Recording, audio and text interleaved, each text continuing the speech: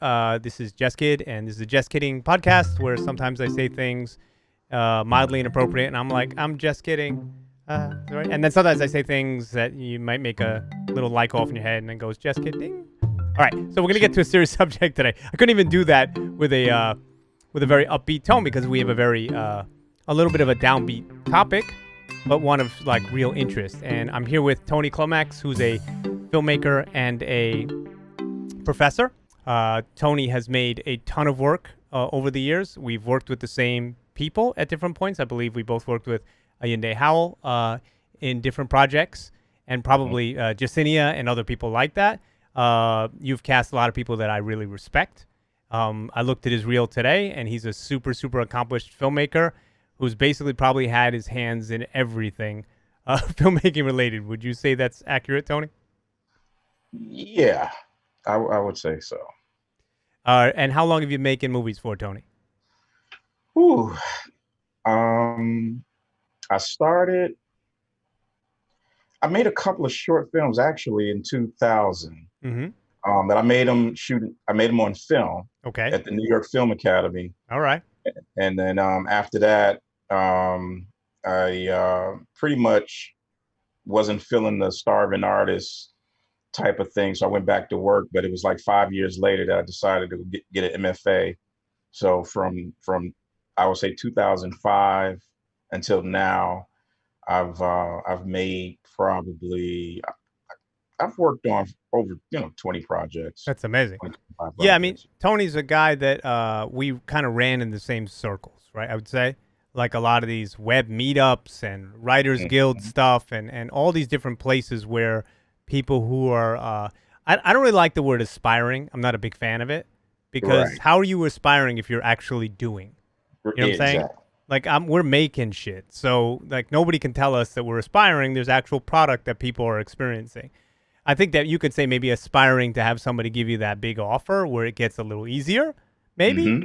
But I ain't aspiring shit because I'm making stuff right now, and so are you. And you're like one of those like super prolific guys that I've always admired from afar. To say this is a guy out there doing stuff, and a lot you know this, and this is Hmm. part of the conversation today in a way. A lot of people talk. Yeah. You know, a lot of people say, we're going to do this, I'm going to do this. Oh, and this is who I am, and this is who I'm not. And it's all bullshit. And I, Yeah. I don't have a lot of patience for fake people in my life. I just don't. And I'm like, not tell it like it is. I just tell it like I see it at the moment. Hmm. Change my mind maybe a day later, but at least I was honest in that moment. Right. And we're at a moment in time where some of that honesty and dishonesty is coming to the forefront really quickly.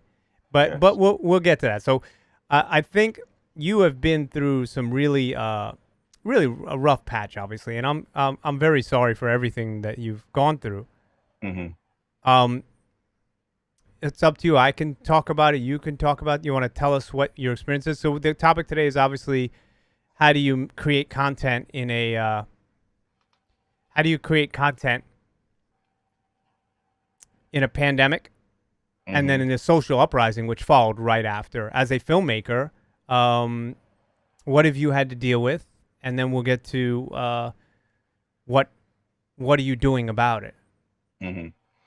Well, interesting enough, this year was supposed to be, a big year career-wise, Right.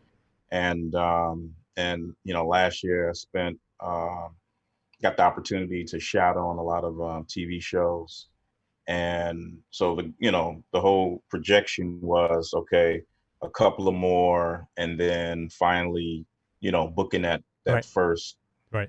directing gig for television. So, with the pandemic hitting, all of that, just shut down. Hmm. So that whole process now it's on hold. And they were pretty big shows, I assume, right? Or like Yeah, mainstream. Yeah. last year I shadowed Andrew McCarthy Oh, on amazing. The Enemy from Within. Awesome. Awesome. He's a very nice guy. Yeah, he's a great guy, Yeah. Yeah. really great guy. And then I did I followed up with Little America Hmm. with Chioki Nasser. And what was the experience like for you? Was it good? Yeah, I Was mean, it was good. It was informative? definitely good. It was definitely proof that I belong there, Mm. that I'm ready. Because you're sitting there and it's just like you're watching. It's just like, okay, this really doesn't have anything to do with directing Right. because I can do that. Right. Right. Right. And the thing is, it's you're really being a psychologist and just someone who knows how to talk to people Right. because basically people want to feel comfortable. Of course. They want to know that, okay, this guy knows how to communicate. um, he could get along with the cast and the crew, Mm-hmm. and the most important thing is, is this someone who can make their day? Right. you know and it is, and I think, for guys like you and I who did a bunch of web series, Right. Right. that's doing web series is so different than just doing a short film. Like, Right. you're making all these different episodes. You're trying to maintain the tone of your show. You get more time to develop your characters, and you have to stick and move. It's Right. like, okay, this is the setup. Boom, boom, boom. We're gonna get it. We And you have got to it. and All you right, have to do moving on. everything, right? You have to Right. do you have to be a master of like 45 traits. Like Yes. you can't just be, hey, I'm just gonna forget about the lighting or I'm gonna forget about the sound. You need to Right. learn if you're gonna do it at the level I've seen that you operate, right? It's Mm, very very high quality stuff. So mm. you just couldn't say, oh, that's fine. You got to Right. make sure either you're great at it or if nobody's there, the guy that you Mhm. were somehow able to, you know, con into coming out or inspire or whatever or promise or pay in those situations is Mhm. qualified, and you have to learn to manage that. I Exactly. think as a web series director or bigger projects or short films, you learn more about people management and skills than you would on any big production. What do you agree? I definitely agree, and a buddy, a real good friend of mine, we're like brothers. Stephen Hill. Mm-mm. Stephen was one of the lead actors in my first web series, 12 Steps of Recovery, Mm-mm. I remember it.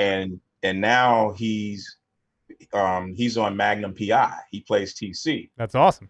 and so that was hard work. That was his big break, Right. and he's doing great on the show. Mm. And they just got renewed for a third season. And he told me, he said, Tone, you know what prepared me for this?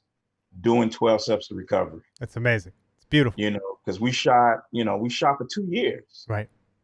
We shot for 2 years, Amazing. shot a bunch of episodes, and he was just like, doing that got me And when was prepared that, to do Tony? television. What year Hmm? was that? What year was that? Was that around I shot 2009 or the something? show from 10? 2010 to Right. 2012. Yeah, you were after Draw My Pain. Draw My Pain took me 3. And yeah, I've been through the exact road you are. And you know what's interesting about hearing you talk is that like there's a moment for guys like us that do this, and there's almost like not I wouldn't say if it's not a fear, but it's almost like a misconception that you want broken, which is, oh, I finally get my opportunity to do something with either a celebrity talent Mhm. or you going into an actual show or doing something that's considered more official or big league. And there's a nice moment when you say, oh my God, this is either exactly the same shit or actually easier than the way that I was doing it. Because your brain gets convinced in some small way that there must be something I'm missing other than Mhm. the opportunity. And Right, would you agree there's not? It's just, right. it's a It's bigger version with more assistance. and that's what it is. It's Right. like you're working with more people. You actually have department heads, Right. And so talented people.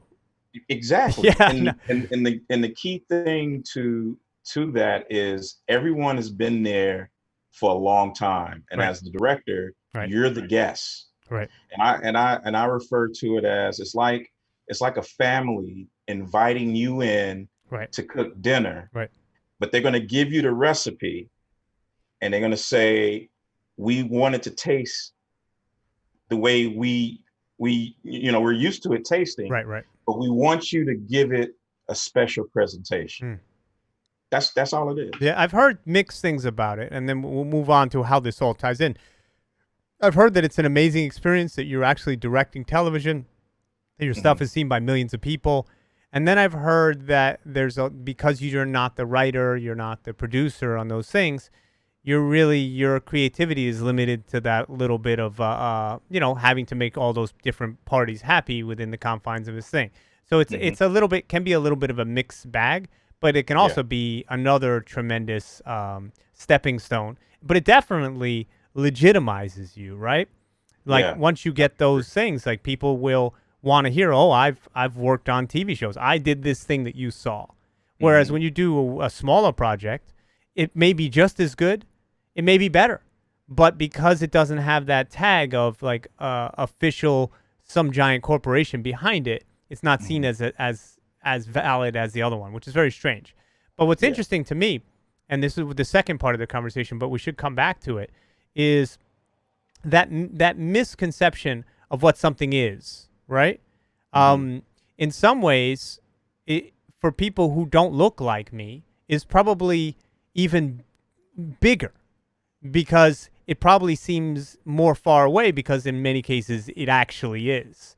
Hmm. You know, both of our chances to get through this system, in my opinion, entertainment is small, right? Yeah. Because it's an inside game, right? It's a classist inside game. But with that said, even with that small opening, even with advantages given to people who are of color, right? Even with those advantages, I still have a better chance to go through that small opening just Hmm. because of the way I look and I can get that meeting with that person or whatever. And we'll deal with that in a minute because that affects both of our careers, Hmm. right? And we're just people just trying to do something. So you get this opportunity, Right. and you're finally getting your moment, right? And I think you're still going to have your moment because Hmm. I think that the people that respect you from those experiences, it's just going to have to, that train will just have to start running again, Right. and those relationships that you made are valuable. And I'm just going to cheer for you as you get those because I've said this to you at screenings. I'm like, there's the hardest working man in web video. You know what I'm saying? Because I admire people who put it out there, Hmm. whether they get it or not, Right. because the truth is the doing. The reward Hmm. is something that somebody either grants you or they don't. And Yeah. there's a lot of variety of factors that can affect that. So you're doing this thing. You're finally getting your opportunity. COVID hits. Yeah. What happens? So, yeah, my agent was setting up meetings for me. And what's crazy is, I would have been in New York um, during the heart of just like what everything that took place. And I would have stayed with my brother Right. and who, lived in New Jersey. So sadly, my brother contracted COVID-19. Mm. And I mean it was fast. Mm. Initially he went he went to the doctor, went to the hospital, was like he was sick, and they were just like, yeah, it's flu-like symptoms, nothing we can do for you right now. Go back home. And he went back home, I think probably for like a week and a half, and then he was just like, oh, I guess this passed. And then, a couple of days later, it was just like he's like, oh, I gotta go to ER. And had you been And talking to him before that? yeah, Okay. yeah, like, so I was texting him like all these home remedies, Mm. doing the steam and Yeah. Yeah. just all the stuff. And so finally he was just like, I gotta go to the ER. And he got to the ER and they took him in. And just they were basically saying, okay, you're okay. We're gonna ride this out, such and such. And then the morning, I think it was April 1st, a Wednesday. That morning, they told him that, oh, we're probably going to be releasing you. And it's just like, you're going to do some rehab and this and that. And then 4 hours later, they had to sedate him and That's put him on a crazy. ventilator. 4 hours after they said we're going to release you. And that's how fast this thing moves. And literally 7 days later, he was gone. Mm. And it was a hard fight. He said, they even said like few days later, like, oh, he's getting better. And then boom, so I mean, listen, that's my big brother and everything. It was difficult. Of course. And then the other thing is you can't be there with him.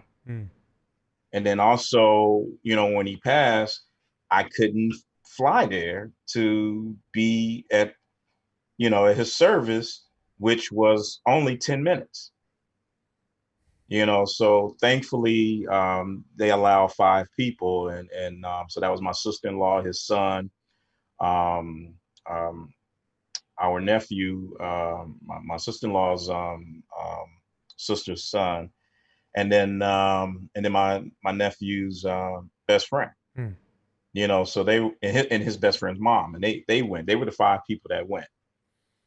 So it in addition to that, I have a lot of friends who had family members who passed away. From COVID. Huh? From COVID as well? Yeah. Okay. Yeah. I know over 20 people who passed from this. You know what's funny about the fact that you said that is that I got into a big argument on, stupid Facebook with a friend of a friend. And I've brought this up once or twice before. And I said to him, as he was going on about some cobbled together stats about how this is not bigger than the flu and just all kinds of fucking crazy, you stupid piece of shit. Yeah. I'm going to talk to you, we'll talk more about this too, as a human being, because I'm going to try to reach you with some logic in a non-offensive way, because that's how you talk to people and actually reach them, because you'll just you shut them out if you attack. So I listen. I said, listen, here's the deal. In New York, I know some people working and these things, and you were one of the people of one of these 20. And I said, I know at least 20 people who have lost somebody to this. And I just, that number was just a number in my head. But there was so many people posting about the horror of this thing. And it was like unfathomable to me that people's fucking politics and their small town, nothing happens really outside of here that's not just some fucking Hollywood narrative that's told to me or constructed for me by the deep state and some other bullshit made up fucking thing. And it's infuriating, because it's like people, much like in the thing that we're dealing with right now, it's very similar in the way of like, there's actual people suffering from this, and you're fucking lecturing people with your made up fucking degree.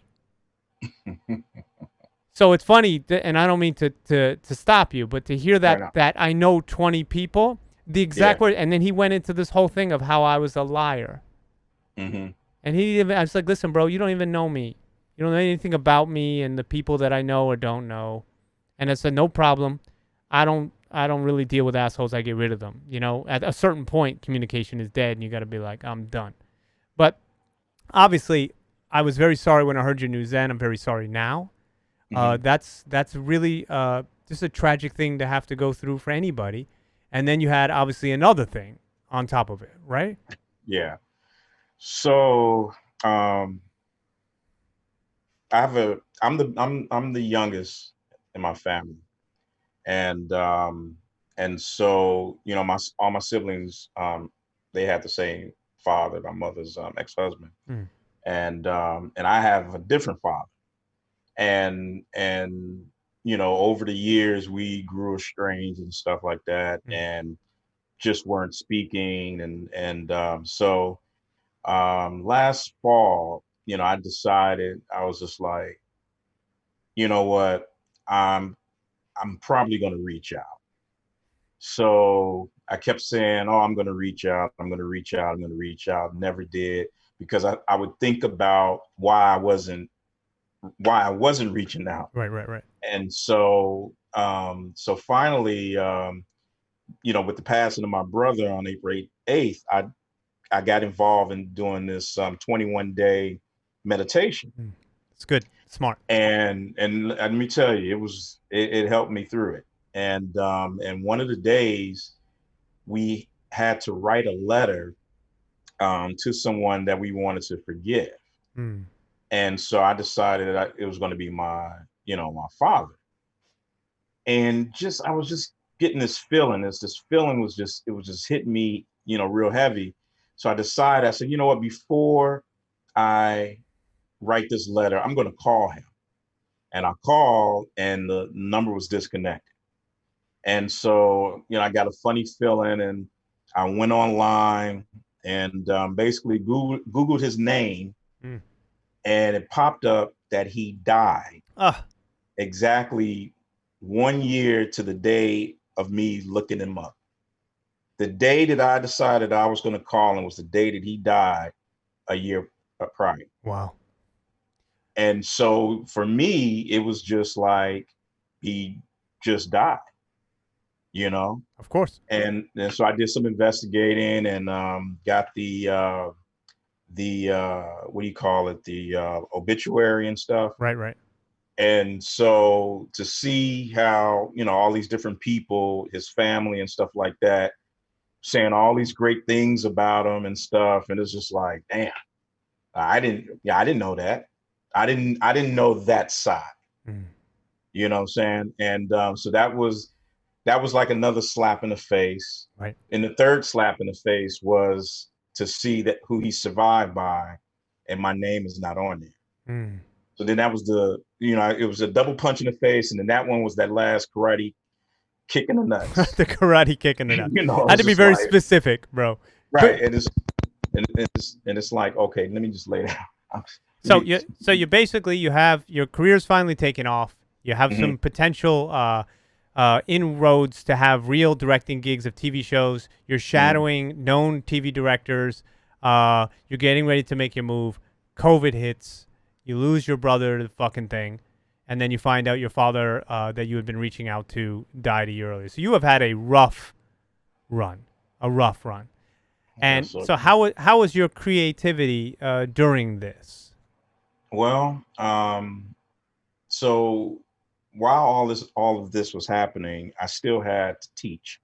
Like you teach Okay, filmmaking, right? so I teach filmmaking Right. and in public speaking, and so I still had to do that. But now is we were doing it via Zoom. Mm. The other thing is, I was writing because I was planning on shooting something, so I was writing, and then all of a sudden it was just like I couldn't do it all. I couldn't focus. So I was just focusing on getting through with my classes. But when it came to just being creative, I had to take a step back. Sure. Well, Just to just you're filling other people's cups, right? Too. oh yeah, Right. yeah. So you have people that. How old are the people that you teach? Um freshman all the way to So senior. young, high school or 18 college? no, this is College. Okay. university. So you're sorry. So 18 to I think my oldest student, he's a non-traditional student. I Right. think he was 25 So years they're old. sort of fresh out of high school, a little Hmm. like idealistic, right? And but Hmm. looking for somebody to give them that energy, for that the world has possibilities, right? Hmm. And that Right. takes a lot of energy, I would assume. I've taught some too, but It can be draining sometimes, right, especially when you raise the bar, your expectations of right, your students are so high, right. and then you have a number of them not even trying Oh, to reach it. yeah. It's depressing. They're making it maybe halfway It's up. depressing, right? Yeah, so it's and then you get And it frustrated. can It's just like, reflect as a creator. I find that it can reflect back at me. Like I find that their lack of energy makes me mhm. want to do less, because I'm like part of me wanted to yell at them, be like, "Yo, I'm pumping all kinds of energy into you. I need some of it to flow Oh, back." I yelled at them, and yeah, sometimes I put a guilt trip on them. Mm, Sometimes I would say, you know what, today I quit. mm. So you guys can stay here, but I'm about to go back to my office and go do some work. So you would take. And I'm sorry. Go ahead. but no, I'm just saying, like, that's how frustrating it can be. But then you have the bright spots, Right. The and I probably got like 8 students right. that I look at as you know that have taken under my wing. Like they're going to be really really great That's awesome. storytellers and That's awesome. directors and writers and producers. Love it. So you have them, and it's just like, man, this is what it feels like. This is when you're giving your all to someone, and you're pouring into them, seeing them succeed pours back into me. I visited one of the students that I taught for a semester. He was streaming on Twitch as well, like this. Mm, And I visited him on Twitch and just got to talk to him like years later, and say, are the other students still making films? You still hmm hopefully, you know? And it was just a nice moment to see that something that I put out there still was resonating in some way. So I'm Yeah. hoping you got some reward out of I that really do. experience in that time, and I hope that something about it was healing for you, and that's like super super incredibly difficult Well, time. I'll say this. Waking up in the morning and teaching 5 classes via Zoom, it's a lot. Right. In addition to that, I was And all of it editing. was Zoom, right? Yeah, all of it All of was it. So Zoom. you taught So all filmmaking via Zoom. Interesting. Okay. yeah, because we closed the campus down. Did you have any classes before that you saw them in person, or was it just Zoom only the whole All time? my classes, oops, all my classes were face to face on I see. campus. Right. But saying, did you have the same students going into and then have to leave them to go to Zoom? You had already met those students, right? Yeah, yes. Okay, got it. Basically, it happened in the middle of the semester. Right. So so we went away for spring break, and then when we came back, we were in a pandemic. Right. So And they, I mean, I don't know how you feel. This has been very different from me. My experience here, I didn't lose anybody to COVID, but I've been in New York on lockdown, not able to go outside, and not one of the stupid people that's just like, oh, it's fine, it's the flu, fuck it. You know, right. that was just socially irresponsible, and I just decided it was better to stay home and try to do what I could. But I was not going through what you were going through. So hmm once you got to the, that's not the end of the pandemic. We're still in it, right? Did you have, and it's ironic because one topic will lead into the next. hmm What's ironic about, and I'd love to get your opinion on it because it just occurred to me. What's ironic about what was happening is in COVID, right? If you think about it, a lot of what happened with people suffering was almost as racist as the other things that are going on now, because it was really, my friend, she's a Jamaican lady, and she's like a hmm manager at a big hospital here in New York, and she tells me those things. She's like, you wouldn't believe, like, it's the Latino people and the black people that are hmm suffering through this, right? hmm And the fact that other people, I think there is sort of a racist undertone to the downplaying of this thing, because it hmm was disproportionately affecting people who look like you. Right. Do you think that was a factor? I think. Well, yeah. I think that when you look at what now is a popular term, Right. essential worker, the bulk of essential workers are black Oh, that's and interesting too. Yeah. Latinos. Or some people call them Uh, hostages in some cases. Well, I mean, yeah. they basically said you're not going to get unemployment, you're not going to get health care, right? hmm And you're going to make less money, and you risk your health. Right. So What the fuck? so so now it's just like, well, wait a minute. We're in the middle of a pandemic. I'm living check to check, and they need me to come to work, and I need the money. Well, I'm going to go to the work. You I'm have going to no go to choice. work. You have no choice. And but then you have these mixed messages of, well, do I wear a mask or not wear a mask? When you see Right. your president not Right. wearing a mask, then he's saying, oh, I'm not wearing a mask. And then you got people like, well, I guess it's okay. Well, we're whether, and we have people who do watch this that differ from me politically from time to time, and I treat them as human beings Mm-hmm. because they are, and they're no different than we are. They just have different thoughts in their brain, Yeah. but they know what I think of the orange monster. You know what I'm saying? I'm very clear about my opinion. I just Mm-hmm. say I may hate him, but I don't hate you for not hating him. Mm-hmm. I may think that opinion of yours is backwards, ignorant, stupid, all those adjectives I can use to describe it, but Mm-hmm. I don't hate a person who sees things through completely different lenses. In some ways, I feel like it's an opportunity for me to try to get some of the blue through those red color lenses. And I don't mean Mm-hmm. blue as in liberal. I mean blue as in just a different shade of something, so they can see something a little better. And I lose that opportunity if I start judging them as people as opposed to somebody who has an opinion that can change. You Yeah. know, that's just my take. But I can understand people who don't feel that way. I can Mm-hmm. understand people who are like somebody who says COVID is fake, or racism is fake, or one of these things, get out of my life. I can't say that they're wrong either. That's just not my way. you know, and everybody approaches things differently. So you're coming to the tail end of not the pandemic, but it does seem like things are going to open back up a little bit, right? Well, the scary thing is with all the protesting, you have all the people who Oh God, yeah, I would say maybe 60 to 70% of the people out protesting are wearing masks. right. And then so this other 30% that's not, and everybody's close, and so it's just like We're gonna what is the find out. effect Yeah, of this 2 weeks from now? Because already, just yesterday, we lost over 1,000 people died, crazy. That's crazy. and numbers are starting to go up again. And Tony, are you from New York originally or not? I'm from Chicago, but I Chicago, lived in New right? York for 20 years. Right. So you're a New York guy, right? At 20 years, we let you in the club, right? Maybe after 12, I think that's about the right number. Right. Right. Oh, that's a terrible number. Let's go 13. Right. But here in New York, yesterday I had tears in my eyes. 0 deaths, 0 Mhm.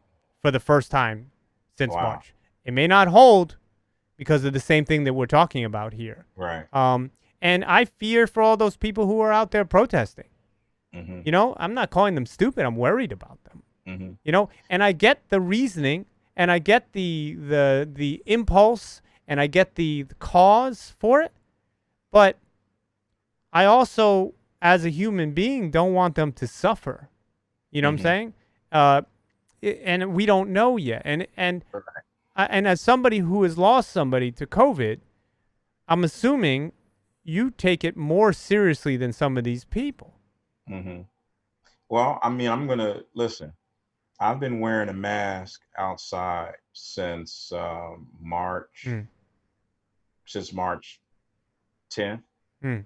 Like I haven't gone outside without a mask. Smart man. That's called I wear good gloves. until they say I different, wear right? Yeah. protective eyewear, and but I got to tell you, when when you don't have a job, you don't have health insurance, um, can't pay your rent, and now your landlord is talking about evicting you, Right. Right. and everything is shut down. There's no sports. Right. There's nothing. You got nowhere to put all that pent up stuff. However, Yeah. Yeah. but what still is alive and well?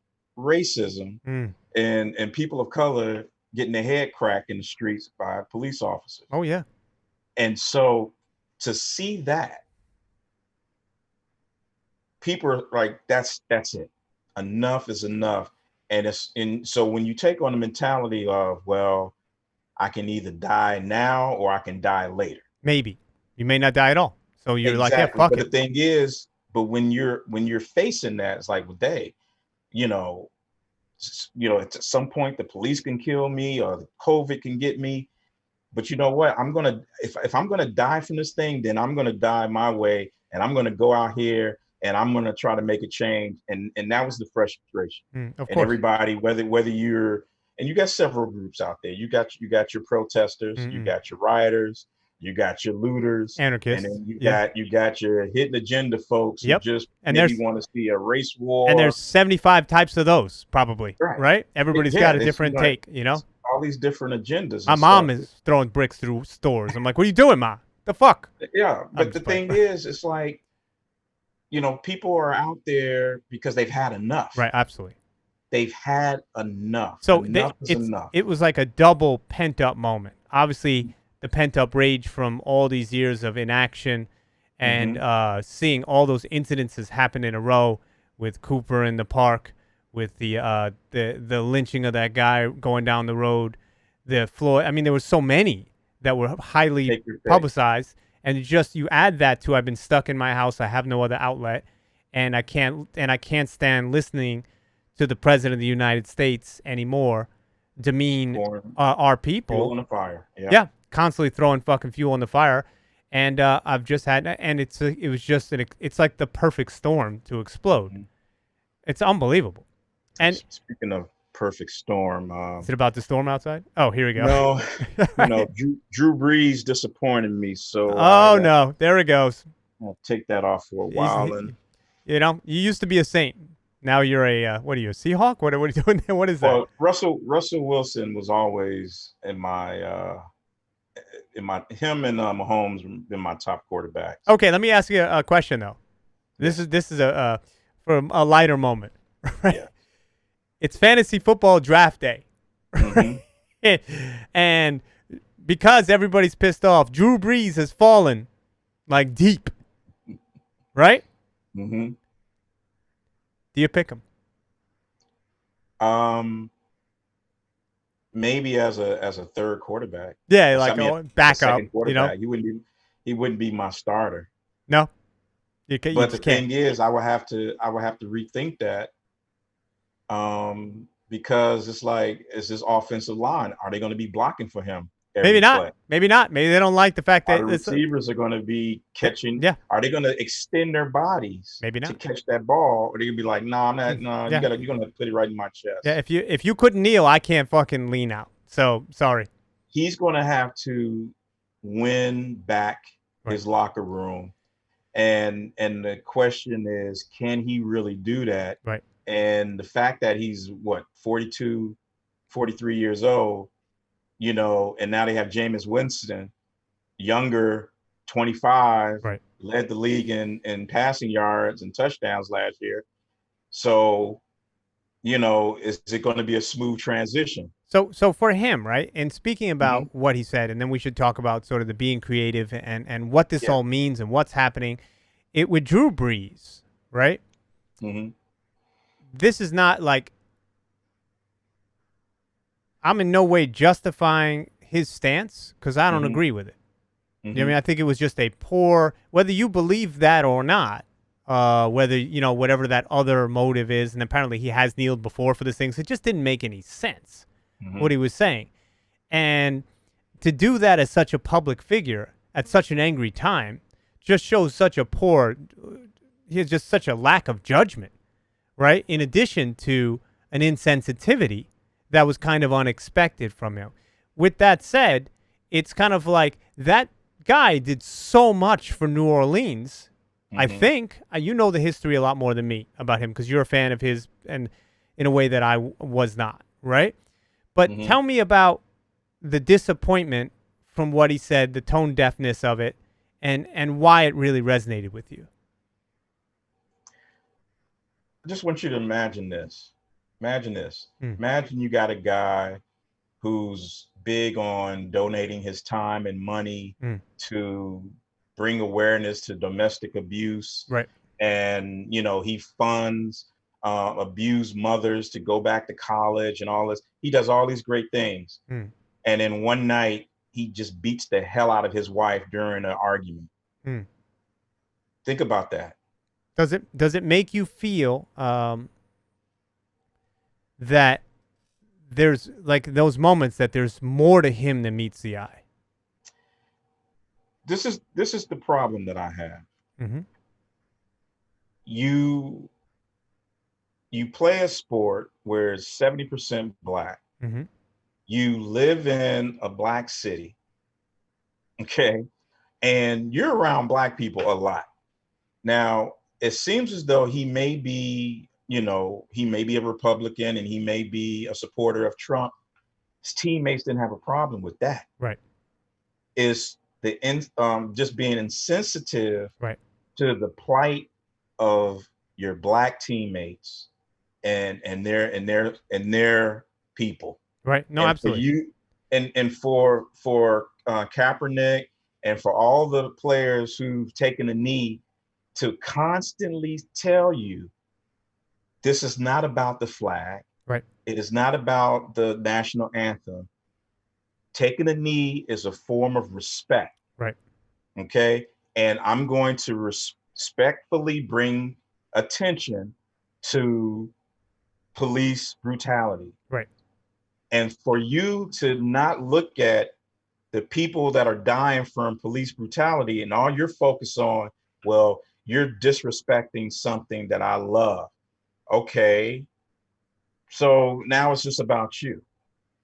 And then to go and throw in people's faces. Well, when I look at that flag, I think about my two grandfathers who Right. fought in World War II.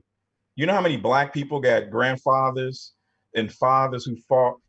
Black people have fought in every war this country has been in, Oh yeah, I mean but have not. yeah. And after they fight, they come back and don't have. They're fighting for rights that they don't even have for themselves. I mean, it made plenty of films, right? I mean, you started with Glory, Tuskegee. I can never pronounce that Airmen, word. the Tuskegee Right, Airmen. the Cuba Gooding Jr. one where he plays the naval marine, the Mm-hmm. diver. So this has Mm-hmm. been this topic has been covered, but apparently it's like everybody fucking forgets, just like we forget when immigrants, go to war for our country, and then we're like, nah, get out. What are you talking about? You know what I'm saying? I'm sitting here at home. I can't tell them to get out. We Right. got a draft dodging president telling them to get out. Like, are you out of your fucking mind? Don't get me started. But listen, I listen. That's the disappointment Sure. that a lot of I've had one idol, sports idol in my life, Hmm. and that's Walter Payton. Oh wow. Walter Payton is the only athlete that I idolize. I wore his number. My high school's colors were the same as the Bears. I'm from Chicago. Hmm. And for them to name the Man of the Year award after Walter Payton, and for Drew Brees to be given that award, he earned that award. That means that this is somebody that has good in their heart Hmm. and has done a lot for people. Hmm. But to not show any sensitivity, And it's really respect, right? It's very disrespectful at that moment. that's disrespectful. Yeah. What you did, Drew. If he Say didn't, that, if and listen, he's feeling it. if the guy didn't want to kneel later on and just didn't take the knee and said, listen, it was a personal decision, but right at this moment, you got to come out and defend your grandfather and the flag. Like, couldn't you just take a back seat for a second? He made it about himself. He made it Agreed. about himself. Agree with and that that was completely. the other Agreed. insult. I And s- so now it's starting the conversation. Right. But It's starting a dialogue. do you feel that people like Drew Brees Mhm. that make mistakes? And it's an affront. There's no doubt about it. It shows just a clear lack of understanding of the people that surround him, and that's a shame at this particular moment. Do you feel that through conversation, that people like Drew Brees, if they show actual understanding of why it was harmful, can be forgiven for that harm? At this point, I think for Drew Brees is going to have to he's going to have to earn that respect back, Hmm. and it's not just an apology. He's going to have to put forth works. Right. So he has to get with his teammates and say, listen, what can we do to put it in to this, to attack racism, and to help with employment and education? Like, what can we do? What can I do to help you, move Right. forward? Right. And that's what it's going to count. Right. We don't want to hear apologies. Like, it's so easy to get your PR person Sure. to write an apology. Right.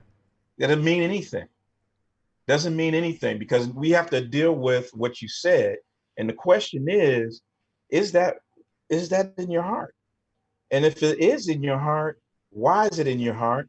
And is this something that we can take out of your heart? Because you've proven to be a good person, but why do you feel this way after it's been told to you over and over and over? This is not about the flag and the national anthem. I had a funny conversation recently. A friend of mine, I think I did some Facebook Live video, and he's an African American dude. He invited me to a group of black comics. He's like, I wanted to have you there because you wanted, whatever his thought process was. Mm-hmm. Maybe he feels like I'm, a little more understanding. Who knows? That's not for me to judge. But I said to him, well, I always feel more comfortable with just being myself. Sometimes not around, I'm being honest, not around white people. Mm-hmm. Because not people that I know, not people that I befriend, but people that I won't make jokes around certain people, Mm-hmm. because I feel that when I'm around people of color, when they hear me, and I say all kinds of stupid shit. I'm a guy who's known to be, you've met me, right? You've laughed at some of the dumb shit that I've said. You've probably shaken your head at some of the other dumb shit that I've said. Mhm. You may not remember. We're probably a little drunk, but that's not my different conversation. My point is that in my experience, and everybody's different, but more black people for me, they judge me by my intention. They're always looking for my intention. Right. What disturbs me about a lot of white people, and it's people of privilege, I mean, financial privilege a lot of times. Mm-hmm. And it's often a lot of liberal people, too. Mm-hmm. And sometimes I dislike them more than I dislike people who just wear hate on their sleeves. Right. Because these are people who just want to use morality as like a cachet, as a currency. And it's deeply disturbing because they don't care what my intention is. I can't even joke around them about anything because they're always just trying to wag that fucking finger. And they do it not for the reason of caring. They do it because they want to feel good.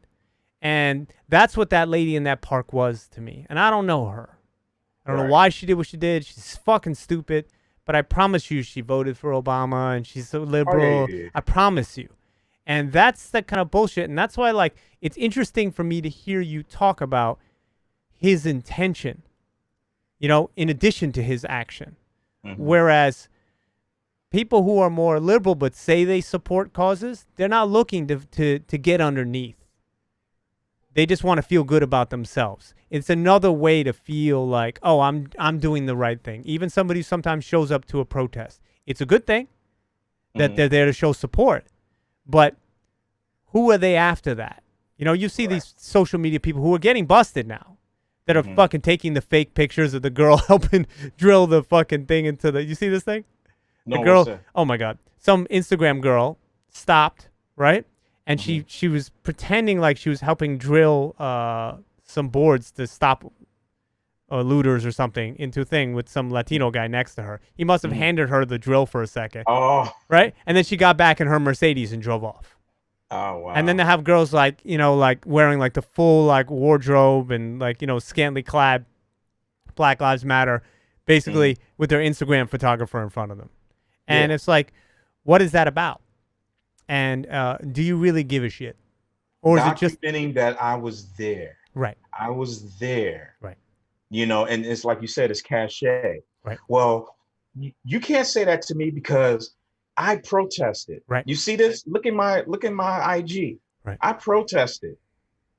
The first thing I say to people here, and that's not because I'm a more fucking better person than anybody. I ain't better than nobody. I'm a human being. I make mistakes. I do good shit. I try. Is that I'm flawed like everybody else is. I think dumb shit. This moment in time for me is eye-opening only in the way of just seeing everybody fucking so upset. And eye-opening to learn more details and eye-opening to realize truths that I knew in my heart already, but maybe I have not processed enough. You know? And I'm just doing the work in me to be like, what? Even if I do a lot, even if I'm a guy that's accepted in these communities, I have to say to myself, what more can I do to help change the whole fucking system? What more can I do? You know, and what, not even what do I regret, because I don't really like to be like, oh, I said a thing. You can only apologize so many times in your life for saying a thing. And there's many things that I've said. And we're not talking racial, just in life. Everybody saw I said this thing to this girl when I was in fucking 11th grade, and I'm still wearing them like Chunk from the Goonies. You know what I mean? But like, I think it's just so important. Like, we had a podcast last night before you were on. It's 3 white guys talking about what can we do better? What can we do? And not because we want to impress each other, because we recognize the thing that your people, and that's the best way that I could put it. I don't know how else, bro. So well, I guess have your told people us is better than you people. Certainly a little better, right? But you people, right? Your people have told us about how they've been treated for my entire life, and I hate it. I hate that the actors have to come over to my crib and I have to think about how they're going to be perceived coming to my place. And how I have to meet them so that nobody gives them a fucking side eye or some bullshit. I hate that.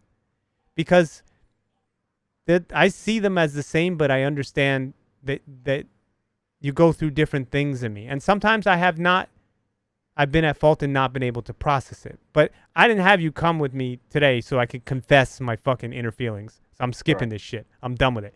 So, because I've done enough of it and I'm recognizing that I'm actually starting to do it. So shut the fuck up. I'm talking to you, asshole. You. So, tell me now. The pandemic has hit you hard, obviously, right? You had a lot of your dreams put on hold.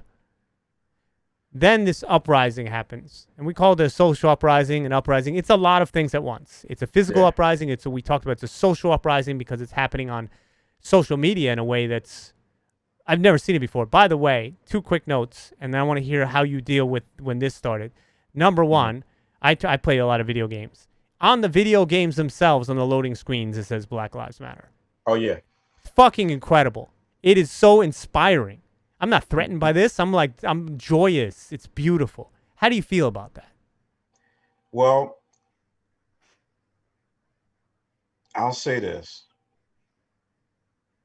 It's in vogue to I mean, you had the NFL. That was my second Goodell, thing. That was my second thing. Go ahead.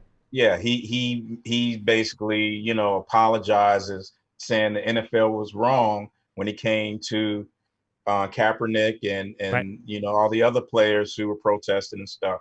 So I think what's happening is because so many non-Black people are out there in the streets angry, supporting, want to be heard, catching hell, getting their heads cracked in, and now it's on camera because that's like I'm sure like a lot of Black people like, yeah, man, I had a cop pull me over and got a gun in my face, and then a lot of your white friends are like, come on, no, that didn't happen. Come on, were you speeding?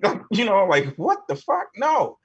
So the thing is, it's like to have, and some people like the term allies, some people don't, but to just have non-Black people out there side by side, angry as hell as well, and saying enough is enough, this is wrong, and I want to make a stand. And I think that seeing that collective, seeing how the economics part about it has been affected. So you're going to have all these companies coming out with their little, hey, we support Black Lives Matter, because, hey, 35% of our customers are Black. So we don't want to lose them. Absolutely. We can't alienate them. Yeah.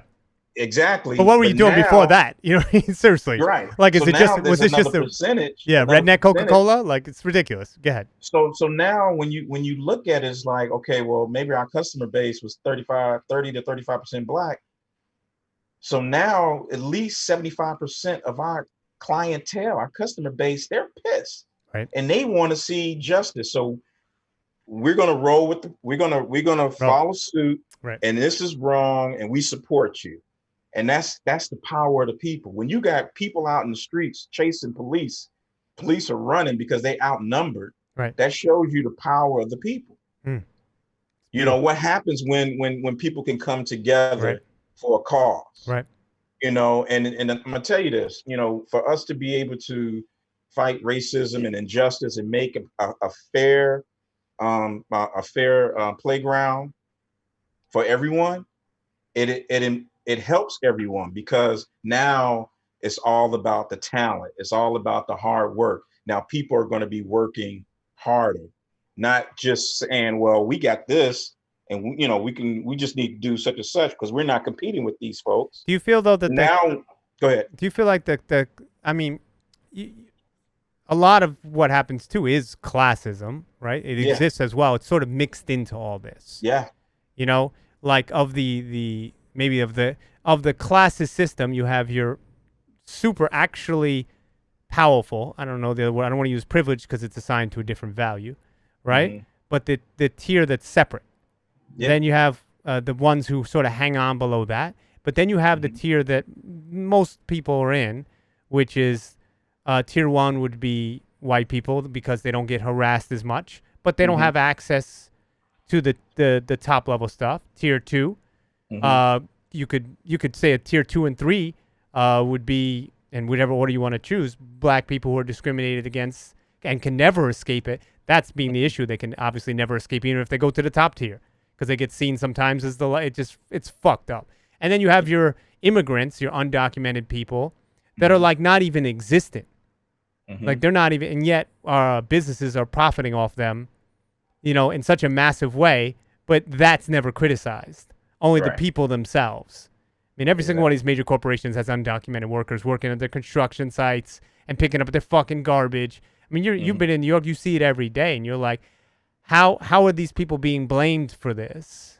And yet they're invisible to everybody. But getting back to you, so because I feel like I got a little off track, which happens. My brain just goes pop. I can't process you. I can't keep up with you. So it's nice. So you feel at least heartened by seeing the people come together a bit. Obviously, some of it is bullshit, but you feel at least there's a chance for progress here. You're right. It's a chance for progress. What's gonna matter is now, what are we asking for? And I'm sorry, but there are people who feel like voting doesn't matter, but it does. Oh my God, more than ever.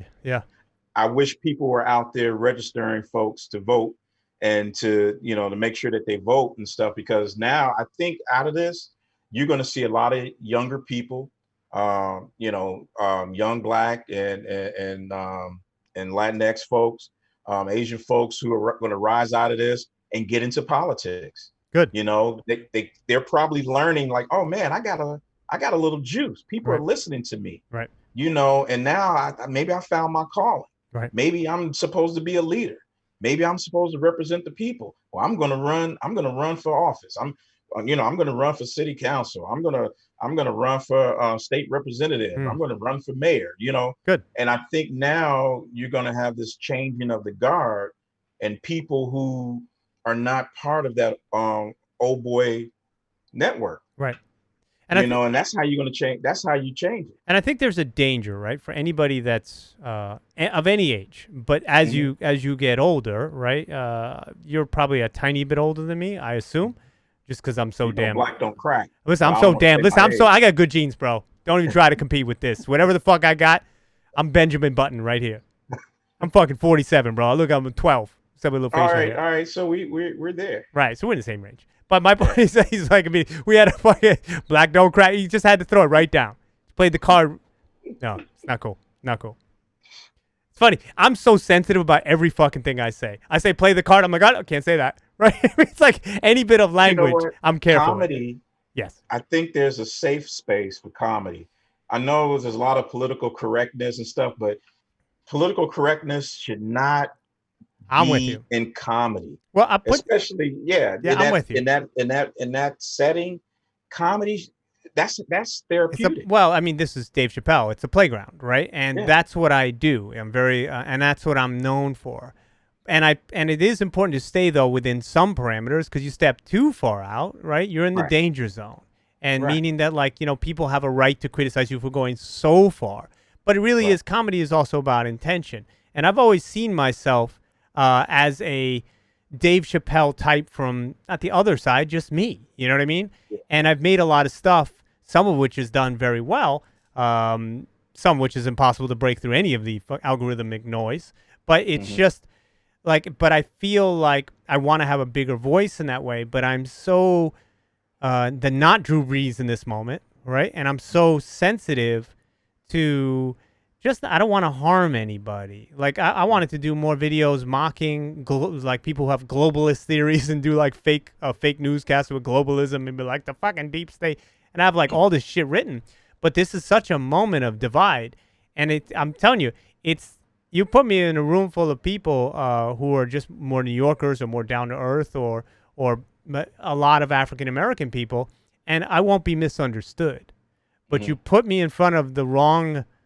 nose in the air liberal person, or the wrong, nose been busted too many times person from the South. Right? See, I shouldn't have made that assumption. That's the terrible thing I just said. But I took a chance. Fuck it.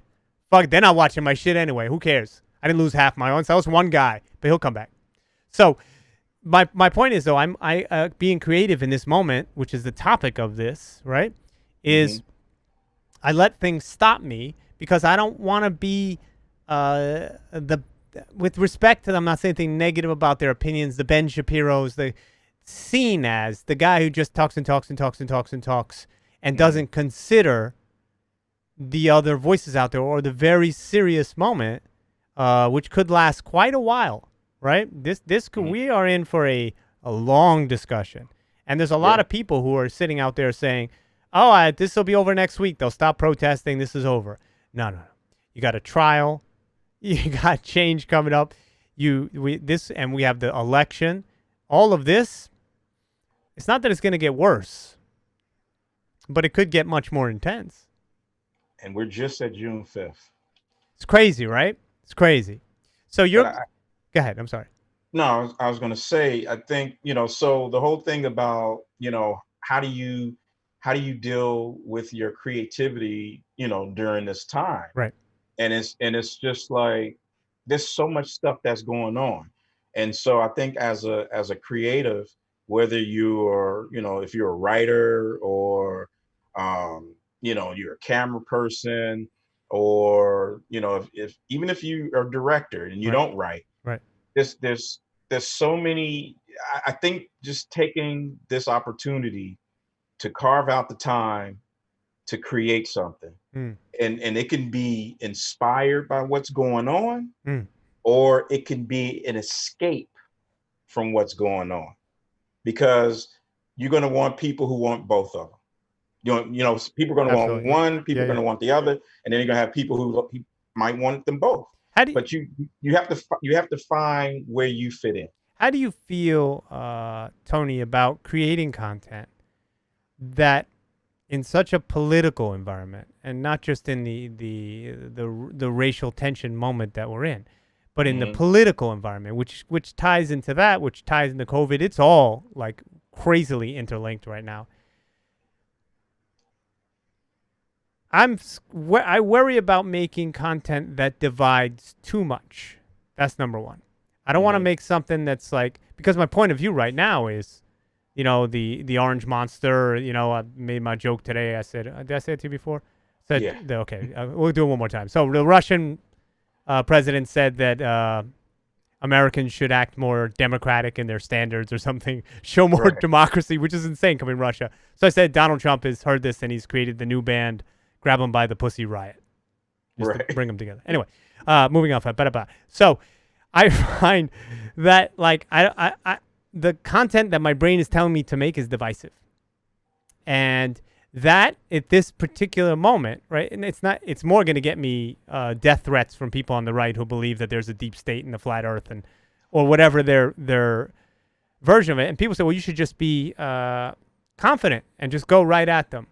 But those people, and I'm not trying to be Target or Macy's or one of these things. It's like, or NFL, and be like, I need to include everybody, kumbaya, in my Hmm. nest.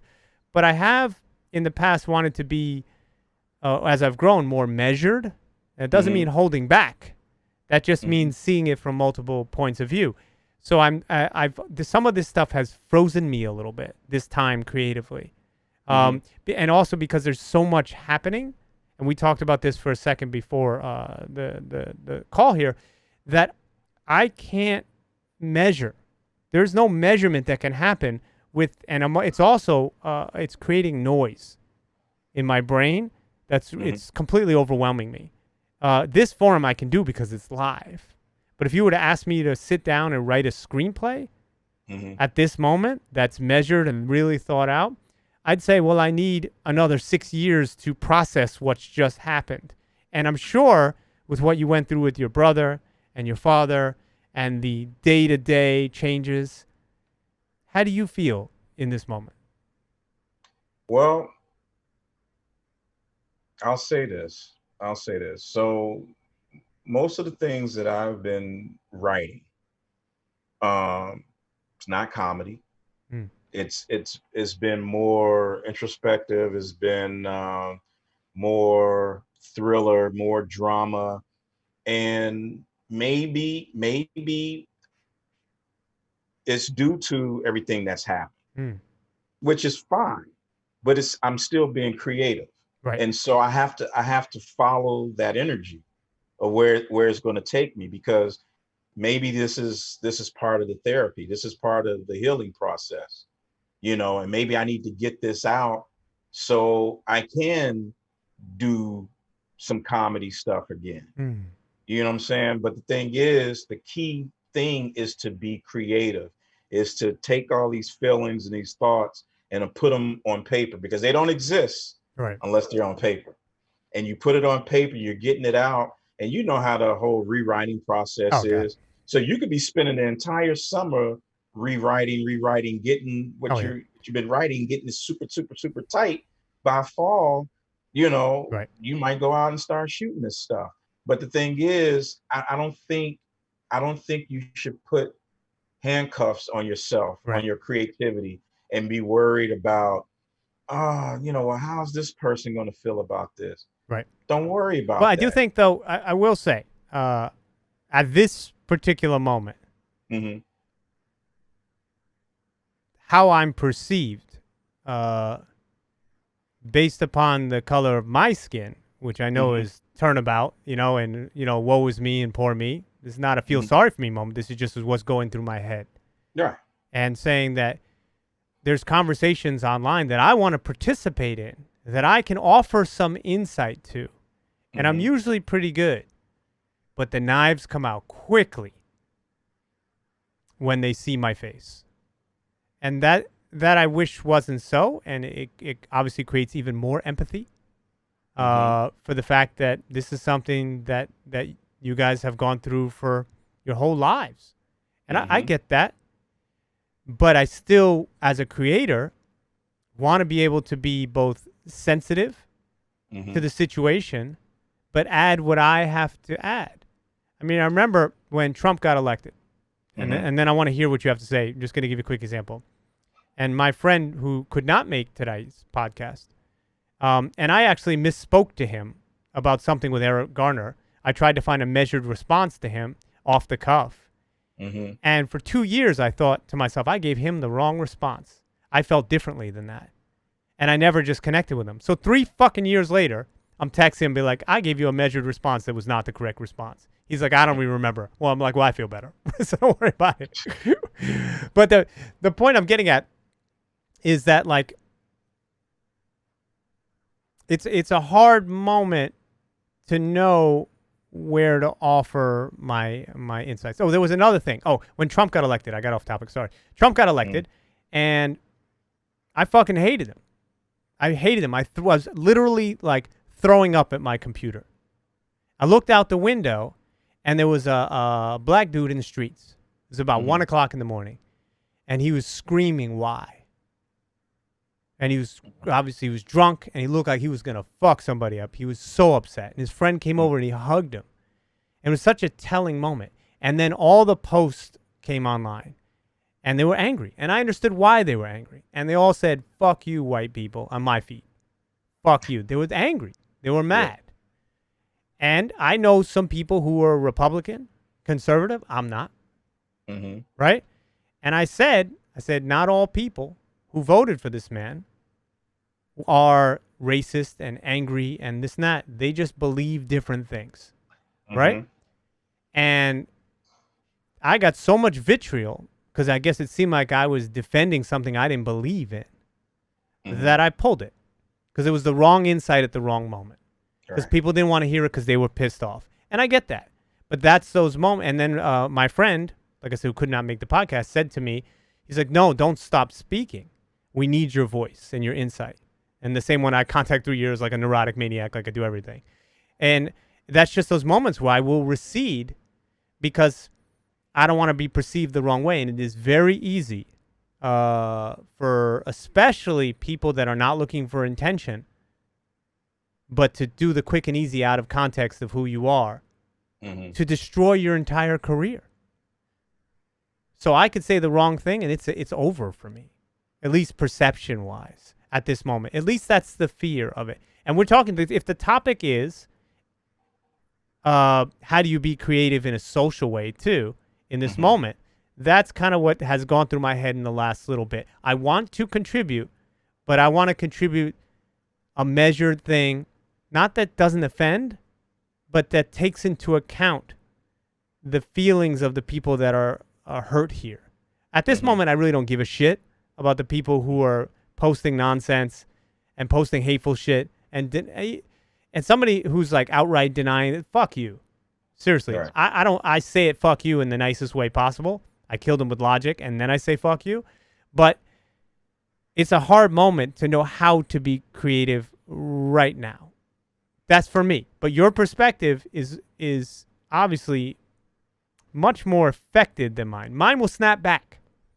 You know, 3 weeks when a lot of this shit passes, which it will never pass until we have a much more equal nation. We know this.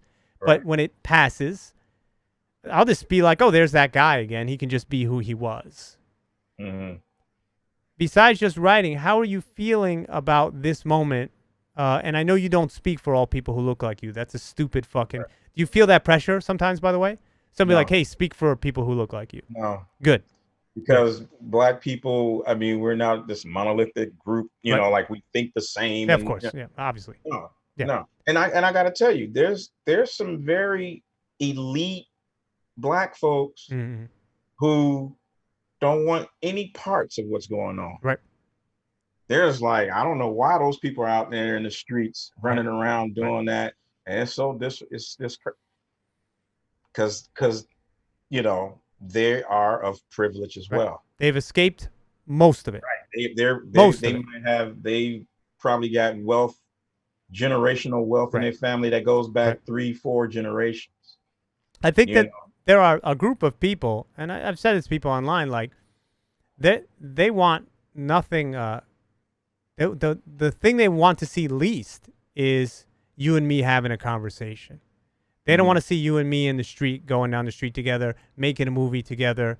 That's their biggest fear, is that, oh my God, these people that we've pitted against each other for so long, you know, and more people who look like me against people who look like you. That's fact. Yeah. There's no getting around that. Yeah, there are people, there's a certain percentage of folks who benefit from people of different races being at odds with each other. Oh, yeah. Because while they're at odds with each other, we can continue robbing them and stealing from them and profiting from them, you know, and we have to keep certain layers between us and them. I almost wish the group of poorer white people, and a lot of them are not racist, and it's not fair to label them as always racist. Some of it is just dumb shit that they learned. Nothing would make me happier to see the people who are the poorest in this nation come together. You know what I'm saying? Like, I think that would be such a triumph over the... Be careful with that, because it was okay for Martin Luther King Jr. to talk about, you know, getting, you know, making Black people equal. But when he started trying to unify the poor, they killed him. So but that speaks to, again, right? And I'm with you on what you just said. That's another thing that's in my brain. Because look, I was going to make a video the other day. But you said express yourself, but at the same time we have to acknowledge the threat. It's there. If I make the video I was going to make, and there's a lot of them, I'm a very, very, very, very high level editor. It's just something I'm good at. I did a film analysis on V for Vendetta, and I was going to take the upright. You seen? Do you remember the movie? Yeah. Right. The scene with the dominoes. And to say, when I analyze it, to say that there are parallels, it's like it's exactly what's happened now. You know, they're going to do something, and then he's going to do the only thing he knows how to do. You know how easy it can be for me to start making videos where I cut in Donald Trump being like, dominate. But if you do that, and you start just attacking, and then you start trying to unify, which I have done in many videos in the past, you also fall in those crosshairs. And if you do the wrong enough thing at this moment on either side of the equation, whether it's one that costs you a livelihood or costs you your life, well, then you're not around to create anymore. Right. So it's like, do you go for that all or nothing? I mean, listen, literally, this is the truth. You may not know this about me. Maybe you read it or not. And I've said it a million times. I made a script and I also shot a promo for it that was going to be pitched called IOU, which is based on something called Bad Credit, that a producer had and then at Universal and then I'm not saying got turned into, but they had my material and then Mr. Robot 6 months later from the same thing pops up. Wow. Right? And documented emails back and forth, and all of a sudden guy disappears. And 6 months later, boom. And I'm not saying he stole it. Very big coincidence. I'm also the guy who did an anti sort of like old kind of Trump video using Biff Tannen and all these characters that shot for shot. There's no like interpretation here. Got turned into Hillary Clinton's #1 commercial. It was her big DNC spot. That some editor or some producer or Hillary herself saw my video and said that. And I show you the two videos and you fucking throw up. So I've taken these moments where I've gone out on that limb. And I even have gotten robbed from the people that I'm supposed to be on my side. And it's like, you create this content, and look, I'm proud of the fact that I've reached these people, but you create this content with the intention of creating change in some way, in somebody's brain, or you're giving them an escape. That's what this stream is, in some ways. Yeah. This is why we're talking, is to engage people's brains, to get them seeing a perspective they maybe didn't see before. But it's such a...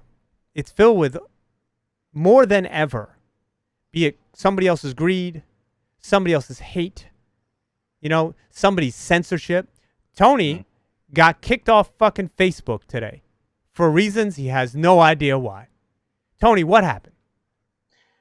Yeah, so I went to, and I'm not on Facebook like that, but for the last 11 days, I've been sharing my IG videos to Facebook. And are they more politically oriented? I have no idea which IG videos are. Yeah, okay. Definitely. About the rioting, highlighting,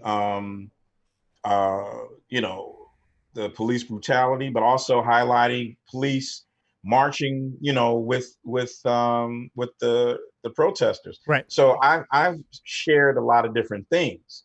And I really believe that someone who must have been, didn't like some of the videos or whatever. Of course, yeah. Reported you or complained. Yeah. I have no idea. So they didn't send you an email saying, "Hey, listen, this video violated. We're taking this one down."